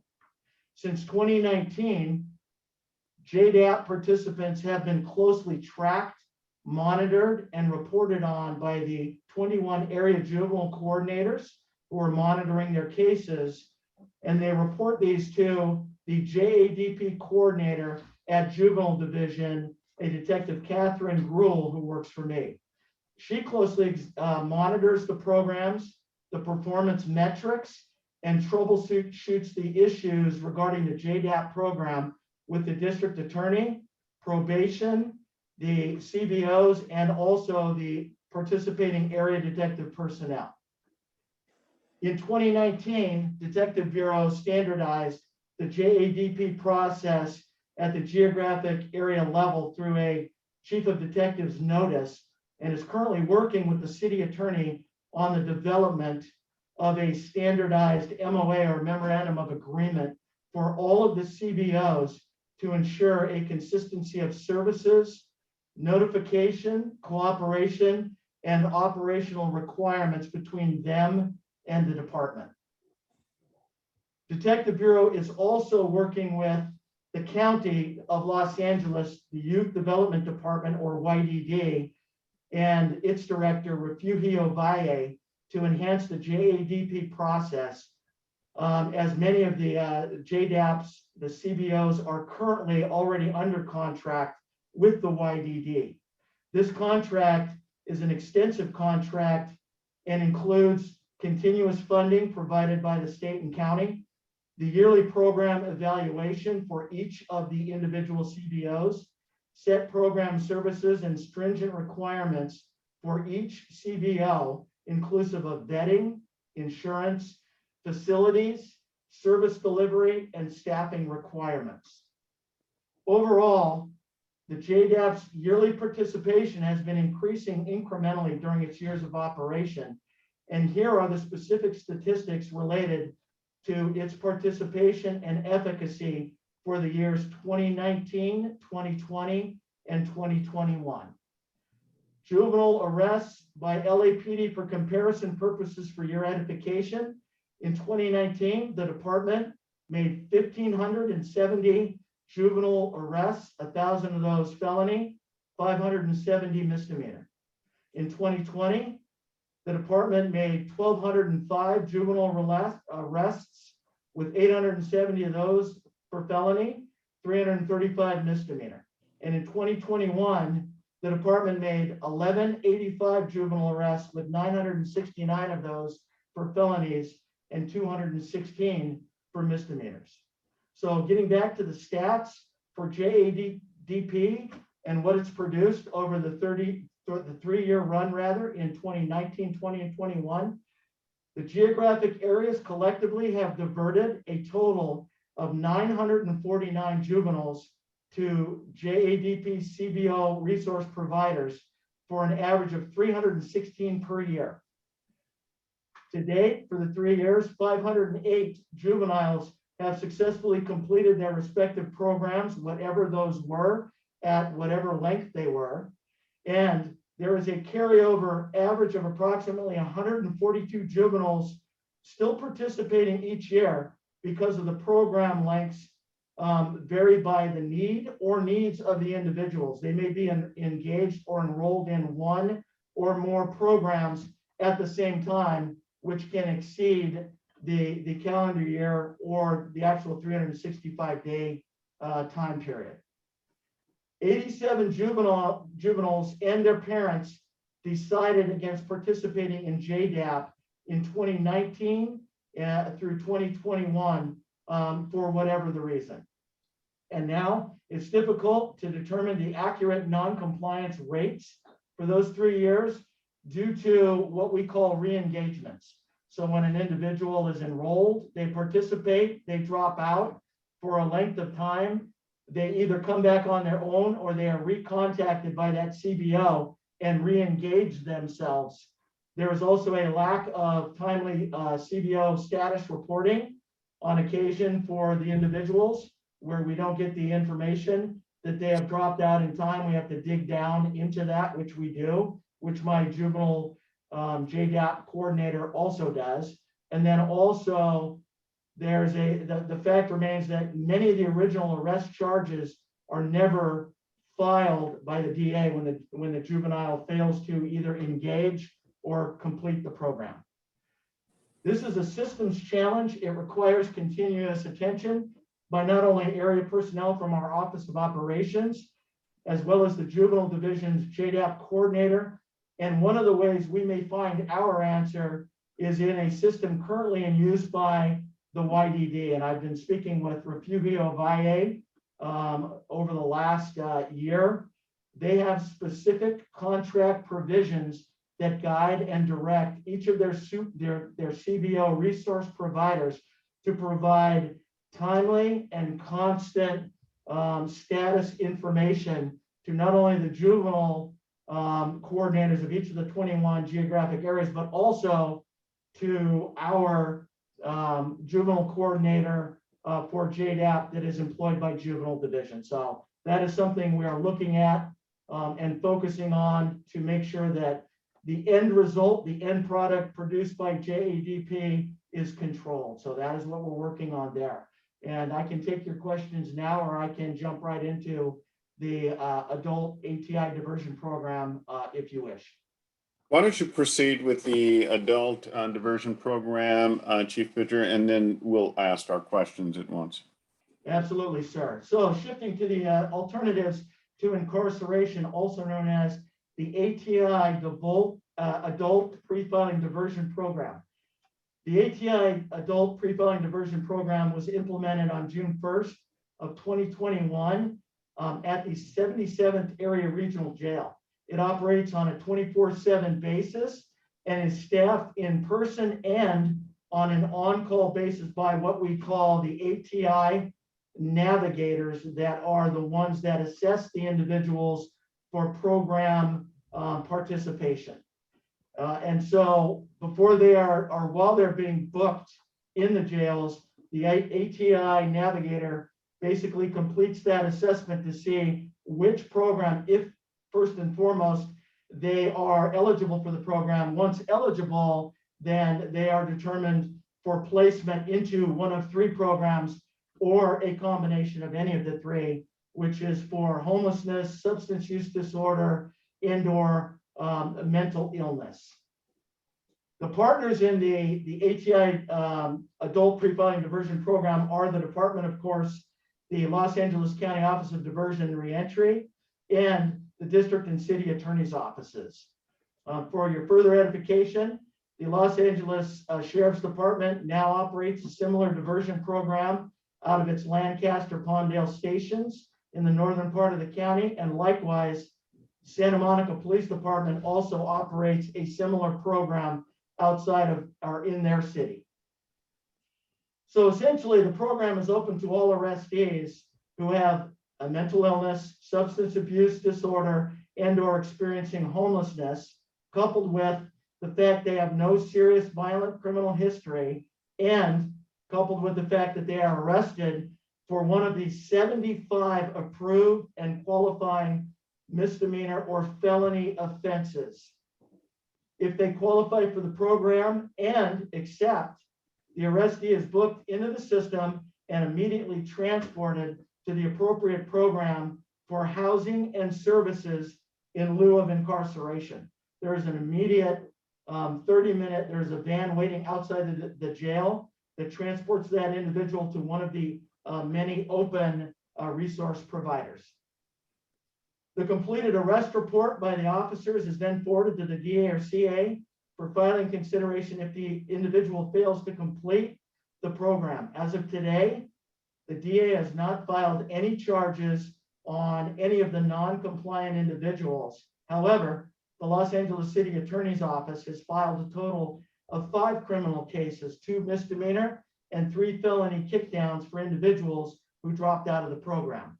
They have also set 1 city attorney hearing for an individual failing to complete the diversion since that program's inception.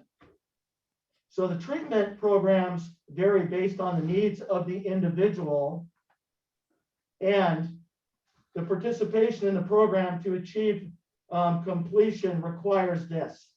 The DA requires 180 days of continuous participation by the individual for successful completion, whereas the city attorney requires 90 days of participation in that program to achieve a successful completion.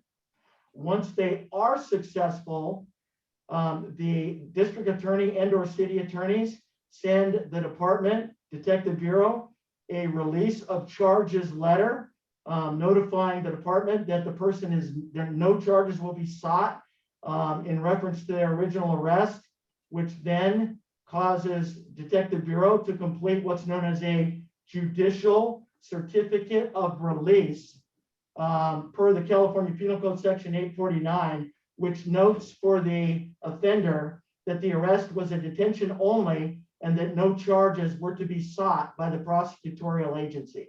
And that is uploaded into the California Department of Justice, their database, to indicate that on their subsequent arrest records. So since inception, or let me get back really quick, the adult diversion programs, they work with LA DOOR, which is a comprehensive treatment center which focuses on individuals experiencing mental illness, substance abuse, and they provide wraparound support for the individual and their families.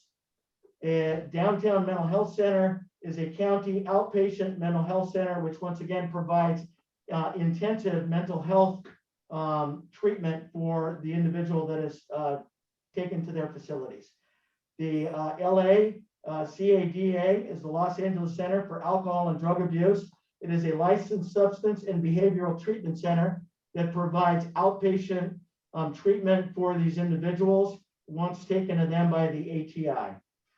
There are several other treatment centers that are used, the Tarzana treatment centers, the HOPICS, which is the Homeless Outreach Program, Integrated Care Services, and Shields for Families that provide wraparound services, not only substance abuse disorder, but mental illness treatment, as well as shelter and homeless needs for these individuals.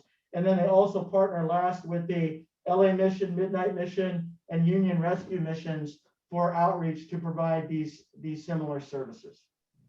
So since inception, and we're coming up on a year now, the ATI diversion program has assessed, coming through the one jail where we are located, a total of 283 qualified individuals to be brought into the program. Of those 283 individuals, 7 were not suitable. And typically they are rendered not suitable because they require extensive medical treatment, which makes them ineligible for release. An additional 204 of those 283 refused to participate in the diversion program. 72 of those individuals accepted diversion, and of those 72 that accepted diversion, 48 were non-compliant, which meant they either did not sign up after accepting or they basically left the program without completing it. We have had to date 17 successful graduates complete the program, and we have 7 individuals still participating in the program, progressing towards successful completion. For your edification for the program, what types of charges are brought to it? Well, first and foremost, in a descending order, prostitution-related arrests and charges basically have the bulk of those charges, followed by narcotics charges, and then driving without owner's consent, followed by trespassing, vandalism, and petty theft.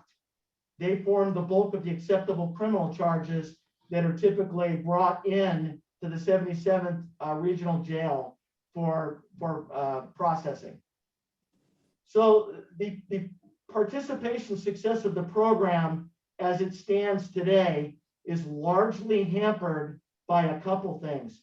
First and foremost, the court's zero bail practice is wreaking havoc on this program. Coupled with a perceived lack of criminal filing, where the individuals that are brought in believe that they will be released very quickly, and they are, and they would rather take their chances on a non-filing of their criminal charges rather than spending 90 to 180 days mandatorily participating in a program. And so the reason or where we get that information is we talk to the individuals who decide at the jails not to participate in the program. This is what we are being told by them.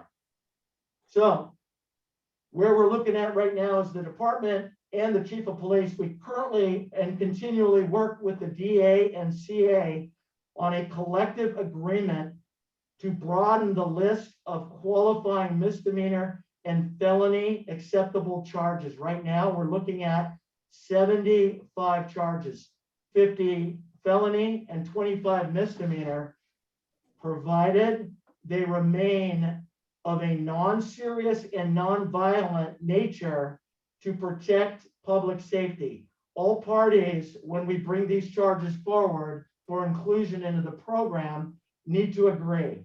Not just the chief of police and the department, but also the district attorney and the city attorney's offices.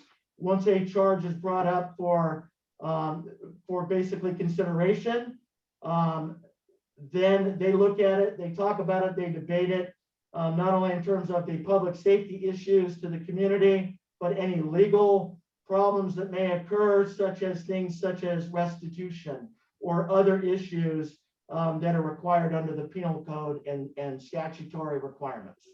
So Detective Bureau coordinates this program personally, both Lieutenant Riccioli and myself. We meet with all of the parties on a bi-weekly basis on about an hour-long telephone call with representatives from the ODR, ATI, as well as the district attorney and city attorney. We discuss the issues, the staffing, and efforts to expand the program to other department LAPD jails. As we started the program and where we still want to go is there is a planned future expansion of this adult pre-filing diversion program next to the Metropolitan Detention Center and then to the Valley Jail section. However, there are currently many budgetary issues facing the county's ODR and ATI, which have precluded the hiring of additional navigator staff and also the programs to receive these individuals once they're diverted. So the decision as we sit right now is to not expand the program beyond 77th area regional jails until they can obtain more funding for both staffing and programs that are ready and willing to receive these diverted individuals. So once expanded though, as we've looked at and I've discussed with the chief, this adult pre-filing diversion program has the viability of providing much needed treatment options to the justice experienced individuals emphatically without compromising public safety or impacting any of the victims' rights moving forward. And that concludes my presentation. Commission members, I am available for your questions. Thank you, Chief Pitcher. Chief, one note of correction. I don't believe any of the commissioners received the corrected report with the corrected numbers. Can you have that forwarded to Mr. Tiefenk? What we're going to do internally is simply put that corrected report on the consent agenda for next week so that we can approve it in that fashion. But I do presume that the numbers that you were reading off were from that corrected report. Am I correct? Yes, absolutely. Basically, what happened was some of the percentages were massaged into it, which basically conflicted with some of the other percentages in the document. So it was a minor correction to the percentages and ultimately the way we organized them. Very, very minor. And it was my understanding, sir, that we basically finished the document last night. It went forward through the department channels and ultimately was to be delivered to the executive director's office this morning, but I will make sure that happens today, sir. Thank you. I do have one question with respect to the report, and it deals with the adult diversion. I was particularly interested in those individuals who are adults who had mental health issues who go into the program. And perhaps I missed this. If an individual who has mental health issues goes into this diversion program, what happens to that adult if they get, say, halfway through the program and due to their mental health issues or something else, They decide to stop. What happens at that point? So what happens basically is they reach out, ATI has the navigators and the staff, they reach out to them on numerous occasions to try to bring that individual back. And ultimately, as much as picking them up or getting them rides to and from treatment to continue that program. It's on a case-by-case basis as we look at it. In terms of the ATI will get together on those weekly or bi-weekly calls, as I've spoken about. They will talk about specific cases, and if more time is needed to basically prevent the filing of criminal charges, if it is reasonable, then that is considered during those meetings. However, one of the things that I want to mention also is, can an individual continue to participate in the adult pre-filing diversion program? Absolutely. They can continue to participate in it until they are ultimately disqualified. And typically, the discussion point that you brought up is not a disqualifying issue for that. So they can continue to either get reintegrated back into the program, or they may not ever kick them out at all if all of the parties are aware, which they typically are. Thanks, Chief Pitcher. I have no further questions. Are there any questions from the other commissioners? Commissioner Soberoff. Oh, good. Yeah, my question is the offenses are eligible and not eligible. It seems like robbery, I mean, certain kinds of robbery should or could be eligible. Is there a process? Is there a process to add offenses eligible or delete offenses eligible and put them to the non-eligible? Or is this just, is that written in stone, or how is it written? No, sir. So there is a process in place, basically out of the bi-weekly phone calls or anything that we are seeing as a department in terms of charges that we wish to bring forward to that committee for inclusion. That would require me to discuss that with the chief of police, and one of the chief's issues, and he looks at these involved charges very specifically as to what the outcome would be. How would that basically, what kind of outcome would that have on public safety? And so one of the things relative to weapons or robbery or any violent type offenses, I would bring that to the chief of police. We would have a very lengthy and frank discussion, and I would be guided by his direction as to whether he felt that that was an appropriate charge for inclusion for this program moving forward, sir. I see. Okay, thank you. Thanks, Commissioner Soberoff. Commissioner Decker. Thank you.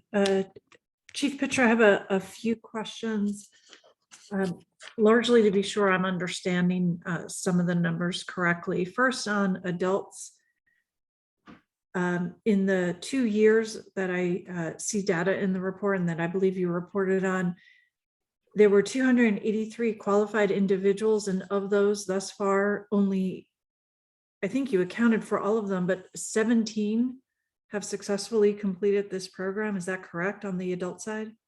That is correct. 17 completed, but remember, 72 accepted the diversion. Yeah. Only 72 out of the 283 that qualified accepted. And oh, that's correct, because some the level of treatment would be too extensive that the program could not address that. Is that right? In some cases, yes. Okay. So the right way to look at it, as I think you corrected me, would be 17 out of 72 on the adult side. Yes, ma'am. And of the 17 that successfully completed, perhaps it's too early, but is the department or some other entity monitoring their success afterwards to be sure that the diversion was in fact successful in helping these individuals to stay out of the system? So that is one of the areas that the ATI is starting to look at, and they basically refer to these individuals as their graduates. So they have had discussions internally to follow these individuals through with their resources to see how successful they remain. Thank you. I'll be interested to be informed about that as the numbers become available.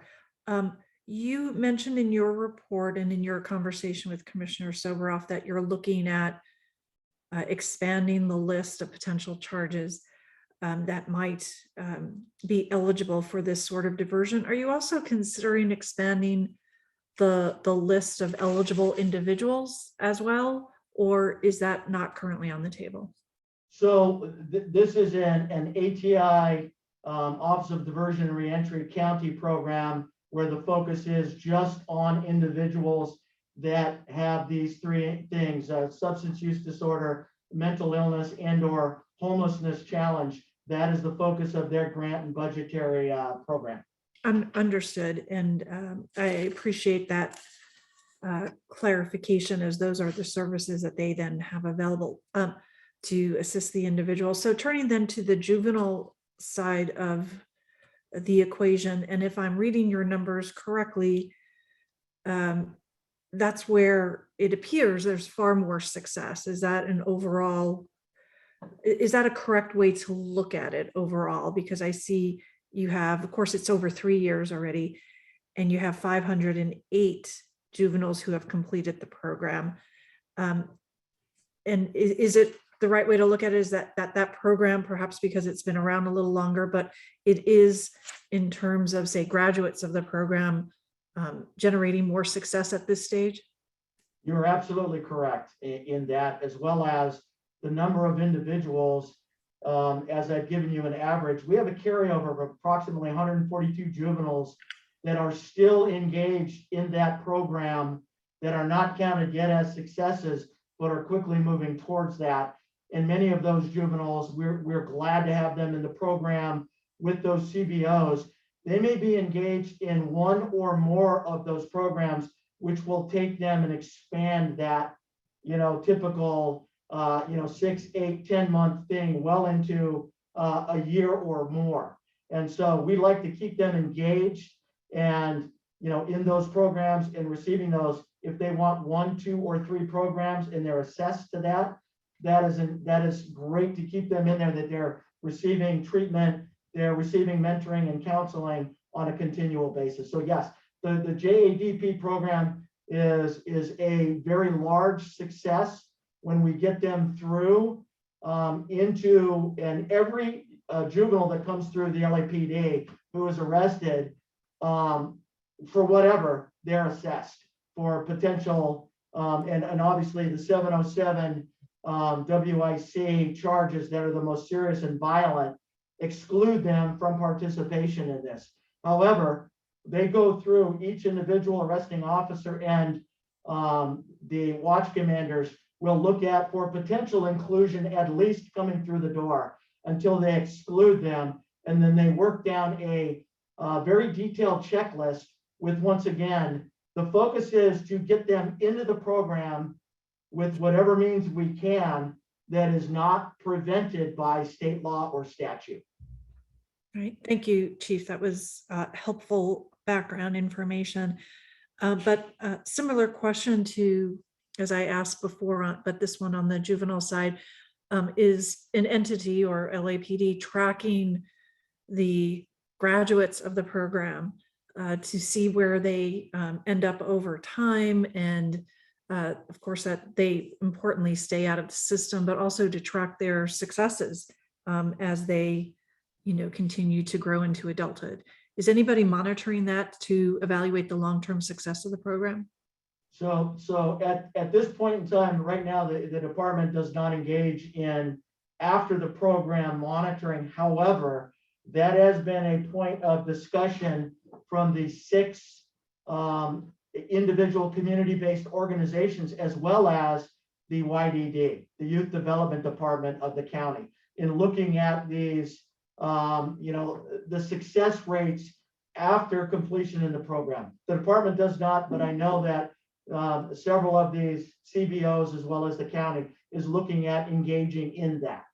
Okay, very good. Thank you, Chief. Much appreciated. Commissioner Briggs, thank you.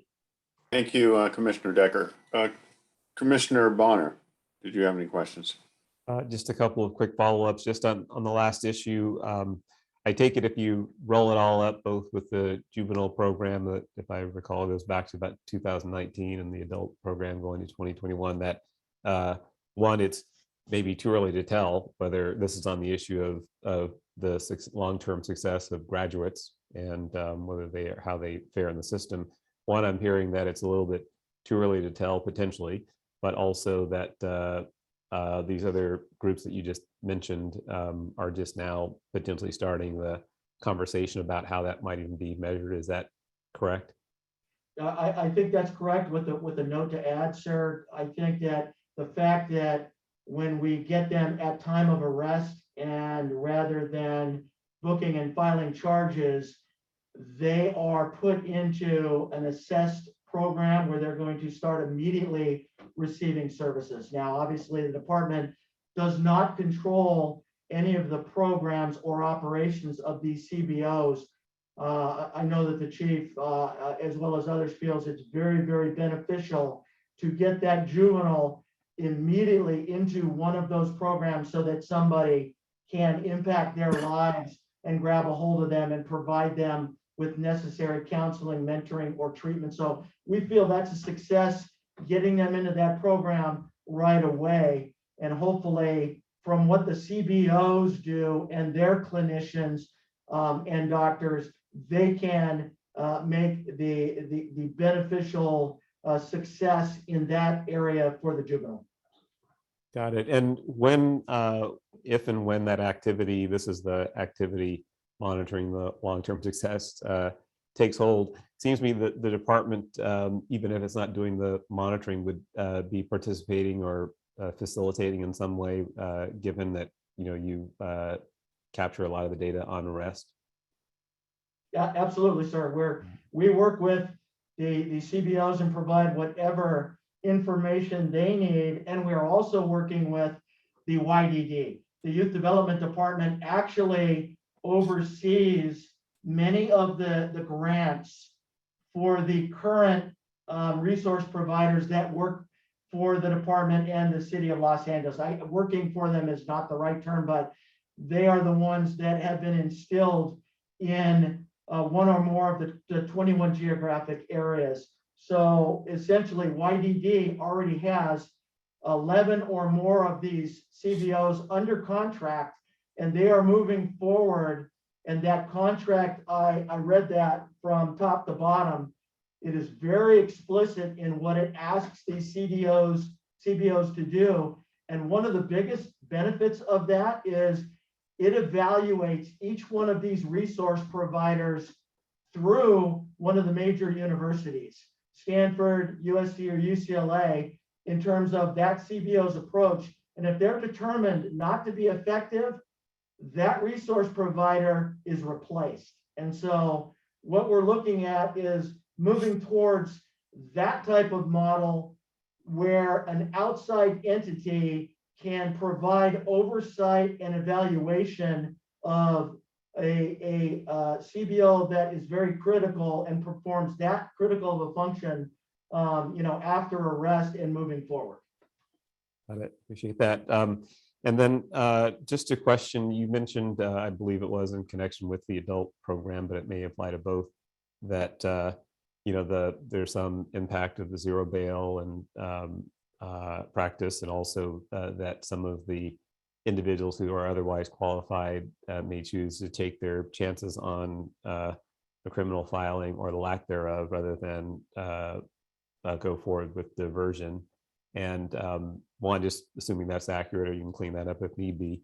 But the question also is, are all of these decisions made with or without, the advice of counsel? And are there other cases where someone is consulting with counsel and is, making that informed decision, or are they made by the individual themselves, such that, like, for example, if you choose diversion, maybe you don't need assistant of counsel or what have you, but what role, if any, does the counsel play in these?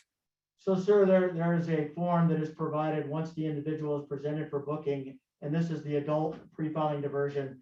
They're presented for booking. at that point in time where they are arrested for first and foremost, they have one of the three criteria that allows them to move forward, then they are arrested for an appropriate charge. So then they have no medical issues. Then the ATI navigator comes forward with a paper that discusses what they're going to be required and responsible for when they move forward down this pre-filing diversion program. One of which is they have to sign to participate knowingly in this program. And at that point in time, obviously counsel doesn't attach, but if they ask for counsel or time to discuss, then basically the program stops, and they're given contact information that once they are released from the facility, they can recontact ATI, who will get them re-engaged in potential participation in this program. So if they ask for counsel, everything stops, but there is no counsel as they're walking through the booking. It's just asking them simply and talking about the program, what their requirements are, and if they want to participate, they sign on the form. And moving forward, once again, if any mention of counsel is discussed, everybody stops. They're given contact information to re-engage at a later date. Okay, and it's really that last point also that I wanted to make sure I'm clear on, that when you were saying that they ask for counsel, the process stops, you're not saying that asking for counsel essentially gets you out of the program such that there would be a disincentive for someone to exert that right. You're saying that you pull back, then they get the opportunity to consult with counsel or get involved, and they can still then revisit the question of diversion. Absolutely, they answer the question right there, and if that doesn't satisfy them and they still want to seek counsel and talk about moving forward, that's when they're given the contact information to re-engage with ATI at a later date to get to be put back in that program if they desire. But generally, yes, everybody is told that if they're asking for counseling related to that program, they don't know which direction to take, then obviously we stop with asking them for participation in that program. Got it. And then going back to the other issue, just real quick on the question of looking at the longer term success. Are you aware of any other agency or jurisdiction anywhere that may have started these programs earlier, that may have a more mature tracking system that sheds light generally on the question of how successful the programs are? Well, what I'm looking at, yes, and yes. When I'm looking at what we get from the ATI, Alternatives to Incarceration, it is a very detailed understanding of the breadth and the scope of what is going on in the program, reasons why they're not engaging, what happens after, issues in treatment, and other things. So we're kept abreast of a variety of different tenets of the program and how the individual progresses. And the tracking is pretty good in terms of, as the department is involved and engaged, all the way till they graduate and we issue a judicial certificate of release per the penal code. We are corresponding with everybody engaged in that process. There are other agencies that, to an extent, can and do follow up on some of these individuals, but from what we are seeing is not with any relative certainty or accuracy. It's more of an anecdotal, here is a win from the program or success from the program, but not in terms of over the long run as to how everybody fares. I have not seen that yet, just short term or midterm, and it's generally anecdotal. Okay, so you haven't seen any data from, say, Chicago or New York or any other large urban setting that may have more history that says, generally speaking, here's the level of long-term effectiveness we see? No, I have not. And an interesting note, when ATI started this program, one of the consultants they hired was from an attorney who is, this is one of his focuses of his practice. He was hired out of his home base is in New York. So he corresponds with everyone on the East Coast and brings to the meetings, all of what is going on in all of these other jurisdictions and departments, as well as correctional facilities. He has the luxury of bringing all of this information into these discussions for potential implementation. Appreciate that. Okay, thank you very much. Appreciate the receiving the additional information that's coming, and obviously continuing to track the effectiveness of the programs. Appreciate it. Thank you, Commissioner Bonner. Commissioner Soberoff. Yeah, Chief Pitcher, the influence of gangs inside incarceration and the cartels and the influence what goes on inside a prison, from the inside and from the outside. How do you take that into account to keep somebody dedicated to your program? It's got to be very difficult. So first and foremost, yeah, that is a difficulty, as you can see with the 90+% individuals who opt not to get involved or drop out during that program. Essentially, this is a pre-filing diversion, so we're not impacted by the jails. However, I would make the assumption based on my years of experience that these individuals, once they leave the jails and they are in these outpatient or inpatient treatment centers, are probably impacted by those around them within the environment.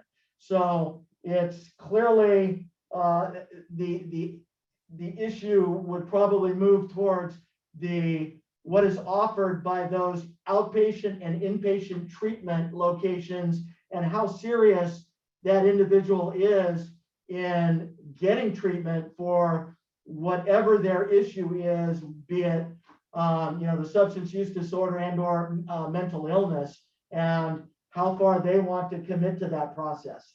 It would seem sort of like the AA model, where people talk about it virtually every day because they're going to be tempted every day. They're going to, Chief, I'm interested in just I know you got to run, but just your overall thoughts about this. So, yeah, I mean, looking into. No, I mean the other chief. Oh. I mean you too, but the other. So we look at pre-arrest diversion by juvenile and adult systems as a promising strategy for certain offenses that avoids the pipeline to prison, as some people have called it. This idea of getting introduced into the system per se, the arrest, the incarceration, the appearances before court and trial, the remaining in custody for extended periods of time. How does that impact a person's ability to exit the life, to take a look, to get back into society in a more productive way?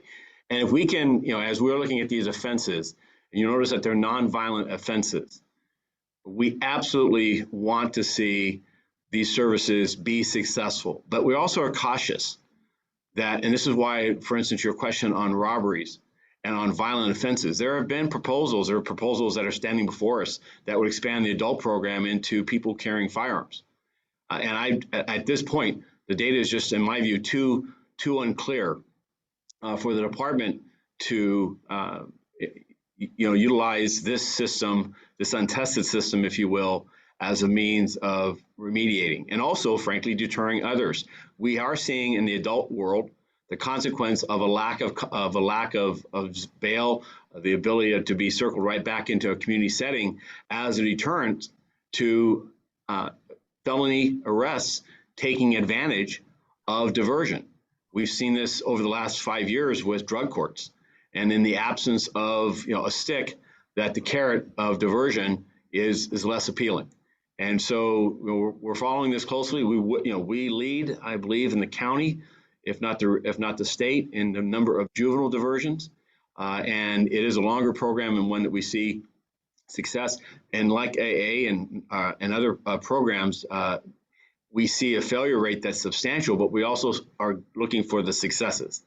So we want to balance that. If we can get 20, 30, 40, 50% success rates that would not have the same outcome in the incarcerated setting, then that's the success to us, as long as we can manage the continued risks of public safety. And that's where, again, the balancing of this, I want to thank Chief Pitcher and his team, as well as all of our partners with the adult diversion as well as juvenile diversion.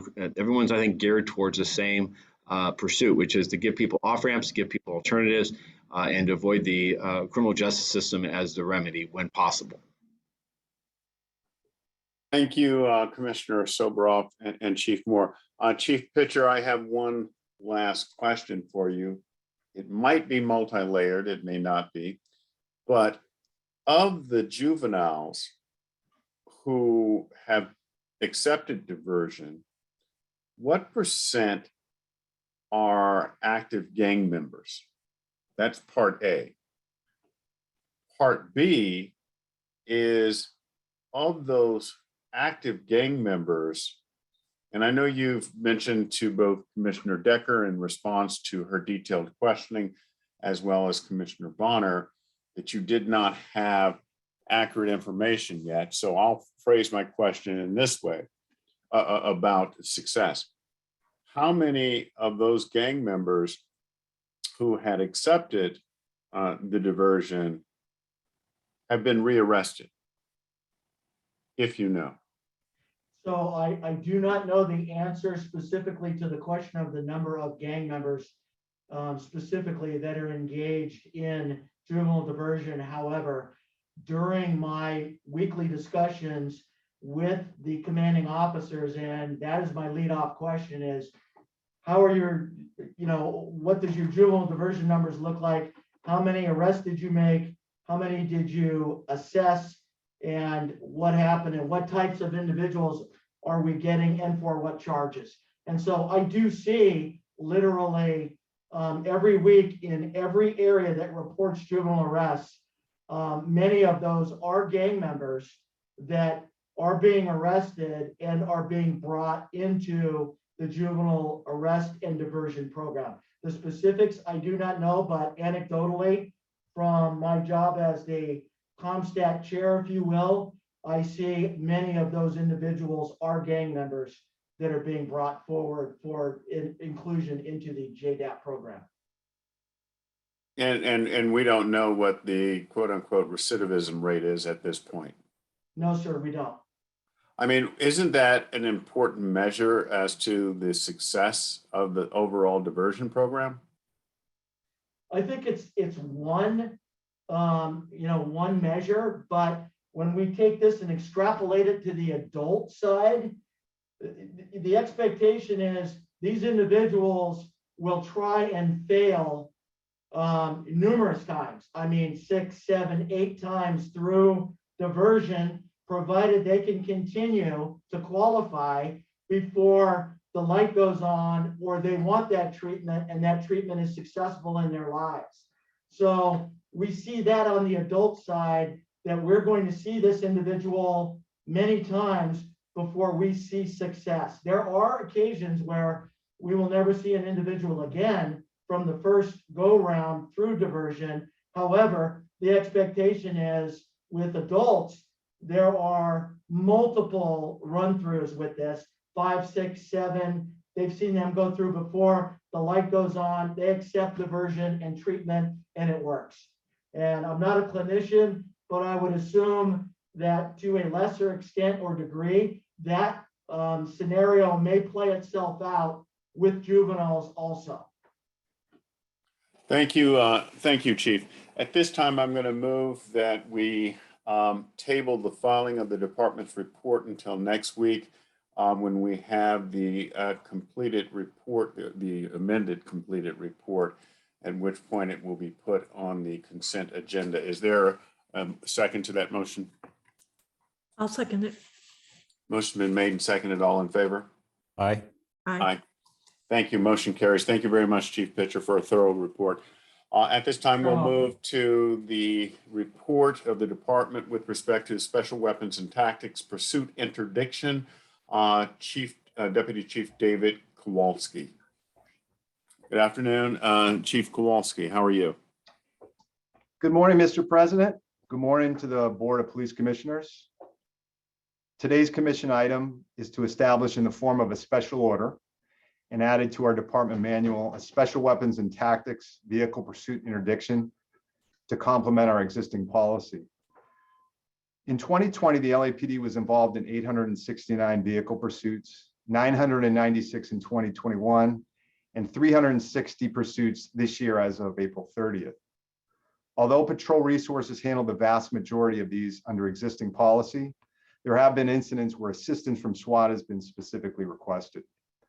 The driving force behind this is the need to immediately address associated dangers based on a particular suspect's actions during a vehicle pursuit towards patrol officers or the public. Tracking was not feasible or practical. Traditional intervention techniques proved ineffective, and/or the pursuit devolved into a public spectacle. The implementation of SWAT into a vehicle pursuit is extremely rare. SWAT tracks approximately 2 to 3 requests a year where advanced pursuit interdiction techniques are requested. The goal of this policy is not to insert SWAT personnel or the use of armored vehicles into pursuits that patrol resources are well equipped to handle. However, there are instances where certain pursuits do pose a significant risk to the public. This enhanced policy allows incident commanders more options to consider in order to reduce harm to the public. As outlined in this policy, the incident commander may consider situations where the suspect is armed and the propensity for violence exists either during or at the termination of the pursuit. An example of this occurred last year, April 21st, 2021, during a vehicle pursuit when an armed suspect was involved in a series of shootings in the Los Angeles metropolitan area, and multiple citizens were killed and wounded. SWAT was requested and responded to this incident. Other situations where SWAT would be an option under this policy are if there are hostages involved, the size of the vehicle would not allow pursuing units from engaging in traditional vehicle interdiction techniques. The vehicle is being used as a weapon. As we've seen in incidents across the world, vehicles have been constructed with payloads of various explosives to cause mass casualty incidents. The speed of the pursuit would allow SWAT equipment to successfully engage the suspect's vehicle. A pursuit has drawn sufficient attention that bystander interference is now a factor in jeopardizing public safety, or it presents increased risk to the pursuing officers, and the driver is traveling in a predictable roundabout or indirect route. The expectations of our incident commanders during these pursuits is to continuously assess the situation. If it's determined that utilizing SWAT is a feasible option, notifications will be made to Metropolitan Division to allow our on-call SWAT lieutenant to conduct an assessment and direct the appropriate resources to plan, assemble, and stage in preparation for an approval for intervention. It should also be emphasized that approval for this will be obtained from the respective geographic bureau commanding officer, and immediate notifications made by the SWAT lieutenant to both the commanding officer, Metropolitan Division, and the commanding officer, Counterterrorism Special Operations Bureau. Some of the options available to SWAT are the ability to utilize the pursuit intervention technique maneuver on a suspect known to be armed. As you're aware, our current pursuit policy prohibits us from utilizing this tactic on an armed suspect. Establishing physical barriers on a suspect vehicle, such as blocking or boxing them in. We've successfully utilized this tactic in past pursuits. Ramming the suspect vehicle with the intent to disable it is another option available. There are situations when SWAT has been requested to a pursuit and staged for deployment, but have not been utilized to assist. It's important to note, similar to any encounter by the police to apprehend a suspect, command and control of any incident demands active leadership and the ability to continue to assess based on the actions of a suspect. Vehicle pursuits, although dynamic and challenging, require constant assessment and evaluation of resources by our incident commander. The goal is to apply tactics and techniques that are reasonable and appropriate to safely end a pursuit without harm to the public. I'm available to answer any questions you may have. Thank you, Chief Kowalski. Commissioner Bonner, do you have any questions? Yes, I do, a couple. Thank you.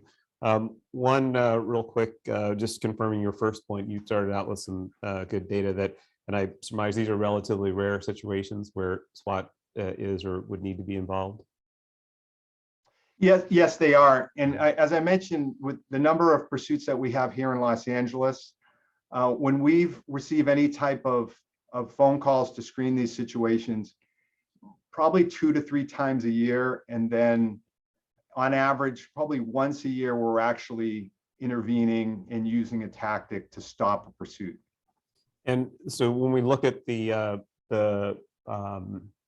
policy that we're looking at today, is this codifying some existing procedures and protocols, or is this developing, charting some new territory?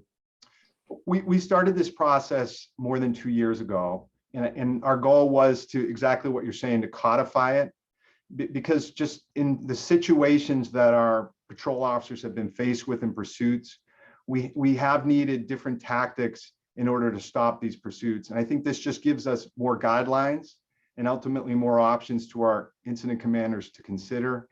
And I think we wanted to emphasize the notification and approval process was appropriate for our chain of command, and that our command staff officers are aware before we insert SWAT into these very dangerous situations. Okay, so, and I don't think I need to go through all, much of the language here, although I'm just looking at, like on page 4, it says that the incident commander, the watch commander, and the area division commander shall confirm the existence of appropriate circumstances. And then I think on page 3, relative to the incident commander, may consider certain circumstances. So can you clarify just briefly in terms of how either rigid or flexible the criteria are? I'm thinking a little bit, I think I've understood a little bit about some similar calculations when you're talking about who should handle the service of a warrant or certain types of activity between SWAT and area or division. But I'm just trying to understand how again, rigid or flexible these criteria are. All right. When you understand our vehicle pursuit policy, obviously the incident commander role is a critical piece to that, and that starts obviously with our primary unit. It leads to the supervisor that is on scene overseeing the incident, our watch commander, and ultimately usually our patrol or area commanding officer. They are involved in the notification process, and ultimately decisions made in terms of intervention falls on the incident commander. Our goal is to ensure that our chain of command is aware of these decisions, because they are such, we're putting our officers in a risk position in doing this. And ultimately, we want, as we started writing this in the special order, we wanted to ensure that this notification process went all the way up to the geographic bureau commanding officers, so that they were aware, while at the same time, the chain of command through Counterterrorism Special Operations Bureau was aware as well. Similar to how we handle a traditional barricaded suspect, that the notification process is handled that way. However, to your point about these situations being dynamic, we're trying to give our incident commanders on scene options to approve these situations. However, we know that these pursuits change very quickly, as we see on many of these that are broadcasted on television. Sometimes a situation where an intervention technique such as the pit is appropriate, it may not be appropriate 2 minutes later based on the suspect's actions.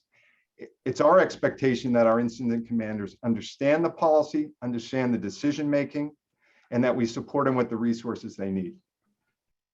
So I appreciate that. And I think just again, just to further clarify, I'm going to use a brief analogy to say the construction field, where one of the greatest risks is what's called interface risk. One party designs a plan, makes a plan, does one part of it, and then somebody else has got to make another plan and put the pieces together and make the final product, work. And there's often things lost or a lot of complications in that interface or that handoff. How is that managed here in terms of you have both the patrol, on the one hand, you have SWAT, you also have other situations, CHP, other jurisdictions. So can you speak to what I'm just using that term, or tell me what the proper law enforcement term is, but how is that what I'm calling the interface risk, managed in this process? Yes, sir. In the order, and that we try to, as we're developing these policies, some things we try to emphasize in this is some techniques deployable to SWAT include, but are not limited to. So we're not saying if it's this situation, it has to be done with this technique and maneuver. We have some flexibility on the policy for that. To your point about highway patrol, obviously, we try to make it very clear. If the LAPD is the primary agency involved in the pursuit, we're going to handle it. We're going to apply our policies, our tactics. If highway patrol, we turn the pursuit over to them. It's a situation where we're not going to be involved in with mixing our policies and tactics. It's going to be turned over to them to handle. I hope that answers your questions. And ultimately, like you're saying about the scenario you gave, we want to make sure that our supervisors understand this, understand their options available, and are able to apply them appropriately. So Commissioner, if I could add, maybe Chief, also maybe you'll address this also, but I'm also looking to understand, is there some consistency across the process? And let's maybe just stay with the easier example of where the department, retains control of a pursuit, and you're talking about the interplay of the patrol unit versus SWAT. Is there a clear, whether it's a supervisor or incident commander or someone who has responsibility throughout that process, so that there isn't the risk that when it's handed over, say from patrol to SWAT or elsewhere, that there's something lost in the translation? Exactly. The incident command system, there's one individual that is in charge. And so the overlay here, there is always an interface risk to your reference. We see this in a barricaded suspect. Initial responding units, they bring in secondary units and support units, and then arrive, we've declared a barricade, and we've got to trade out the inner and outer perimeter. We've got to maintain communications and comms with the individual who's barricaded themselves. This is a rolling, if you would, a rolling barricade, similar challenges.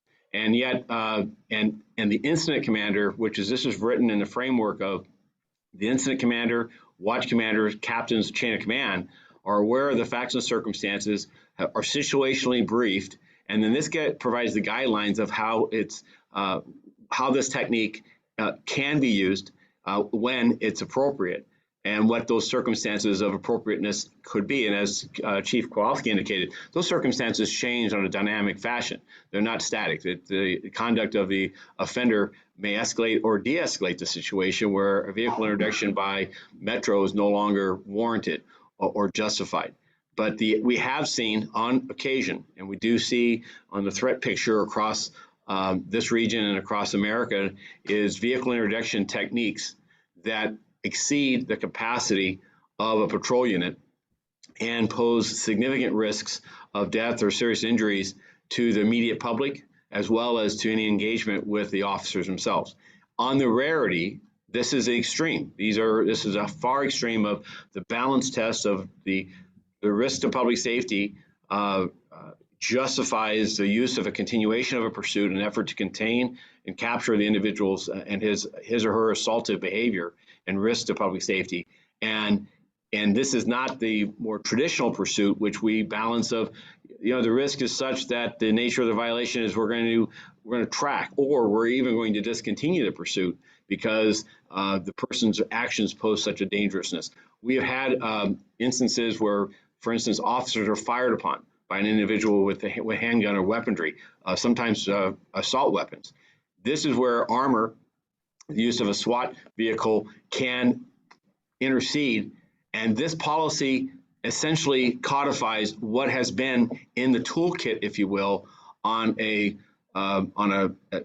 just to kind of, you call the ball, we're going to use this technique, we're going to use these added use of armor in this extraordinary manner.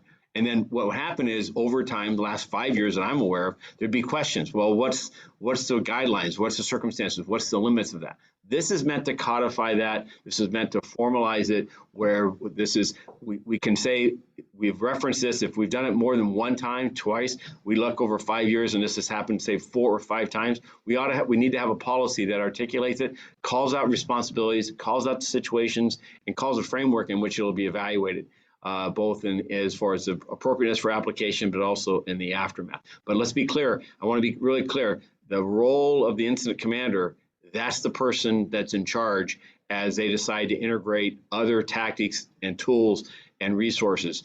And we see that every day in policing. That's what, and frankly, we see that in public safety with the fire department's role, as well as the police department, DOT. So our officers are accustomed to this. This framework is made with a reference of what does the incident commander, he or she, what should they be evaluating, what should they consider, and then for their commanding officers in the chain of command review, that there are not, that we don't get a myopic view, we don't get a tunnel vision, and now we're going to use a SWAT interdiction when a person who's not in the moment, but can take a step back and say, well, hold it. Is this really necessary? Because it is a strong and extraordinary technique. Should we do it? And I think I just heard you confirm also that it's the incident commander that remains the hub, if you will, Yes. or involved. Got it. Appreciate that. Thank you. Thank you very much. And thank you, Deputy Chief Kowalski as well. Appreciate that. Welcome. Thank you, Commissioner Bonner. Commissioner Decker. Thank you. Deputy Chief Kowalski, thank you for your presentation. Very appreciated, very, very clear. I don't have any specific questions for you. However, I would like to ask, I am willing to proceed with this proposal, but I would like to see a report back to the commission in 6 months, sometime before the end of this calendar year. And then again, within a year of implementation of this policy, for the commission to get information about evaluating how it's been employed, whether there's been compliance with the policy, whether the tool was overused, underused. I just like to have greater feedback. As the chief said, this is a strong technique, and I'd like to see how in implementation this policy is playing out in the field. Yes, Commissioner Decker, absolutely. And we've been tracking SWAT deployments in an online automated system since 2013. And under our SWAT deployments, any deployment by our SWAT resources to assist in these type of pursuits is also captured. So we'll be able to provide that. We'll continue to evaluate it just like we do our other systems, the HUAS policy and system that we have. And we're continuing to assess the effectiveness of our policy and our resources to assist patrol. Absolutely. And I think the commission would benefit, and the public also, from hearing how it's actually playing out. So that's really my only comment on this item. So thank you, Chief. And Commissioner Briggs, thank you. Thank you, Commissioner Decker. Commissioner Soboroff, did you have any questions? Then I move that we adopt the department's proposal for the new policy with respect to the special weapons and tactics vehicle pursuit interdiction. Is there a second? Second. Motion's been made and seconded. All in favor, say aye. Aye. Aye. Aye. Motion carries. Thank you. At this time, we are going to go into closed session, but closed session will start at 12:25. Thank you, everyone. Board of Police Commissioners will now recess into closed session to discuss Agenda Item 5A in accordance with Government Code 54957.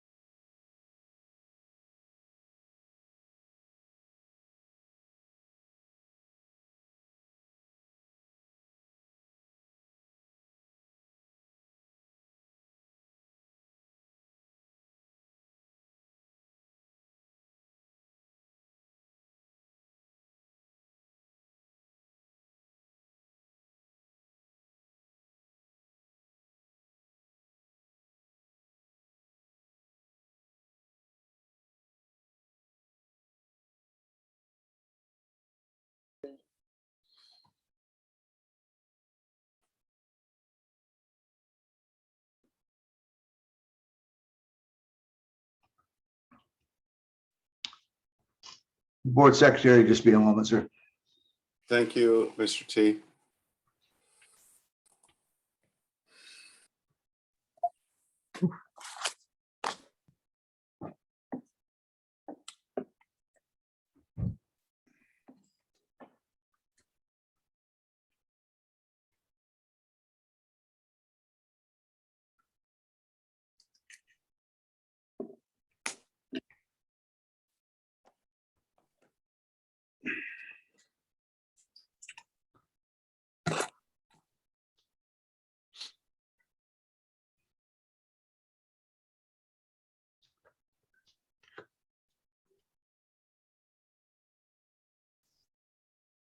Is the board secretary present? Yes, I'm here, sir. Thank you. We're back in session. Mr. Tiefenk, can you read out from closed session, please? Yes, Mr. President. Commission's concluded its work in closed session. As to item 5A1, officer involved shooting 029-21. The commission unanimously adopted the recommendations of the chief of police as relates to tactics, which were tactical debrief, 2 police officer 2s, administrative disapproval, 1 police officer 3, and 1 police officer 1. Adopted the chief's recommendation unanimously on a 4-0 vote, drawing and exhibiting in policy 1 police officer 3, 1 police officer 2, 1 police officer 1, out of policy administrative disapproval, 1 police officer 2. As relates to lethal use of force, adopted the chief's recommendations related to 1 officer P3 in policy 4-0, out of policy 1 police officer 1 on a vote of 3-1. That concludes the report out. Thank you, Mr. Tiefenk. There being no further business before the Board of Police Commissioners, I move that we adjourn. Is there a second? Second. Motion's been made and seconded. All in favor, say aye. Aye. Aye. Thank you, everyone. Have a safe evening and a safe week. Take care. Okay, good meeting. Thank you.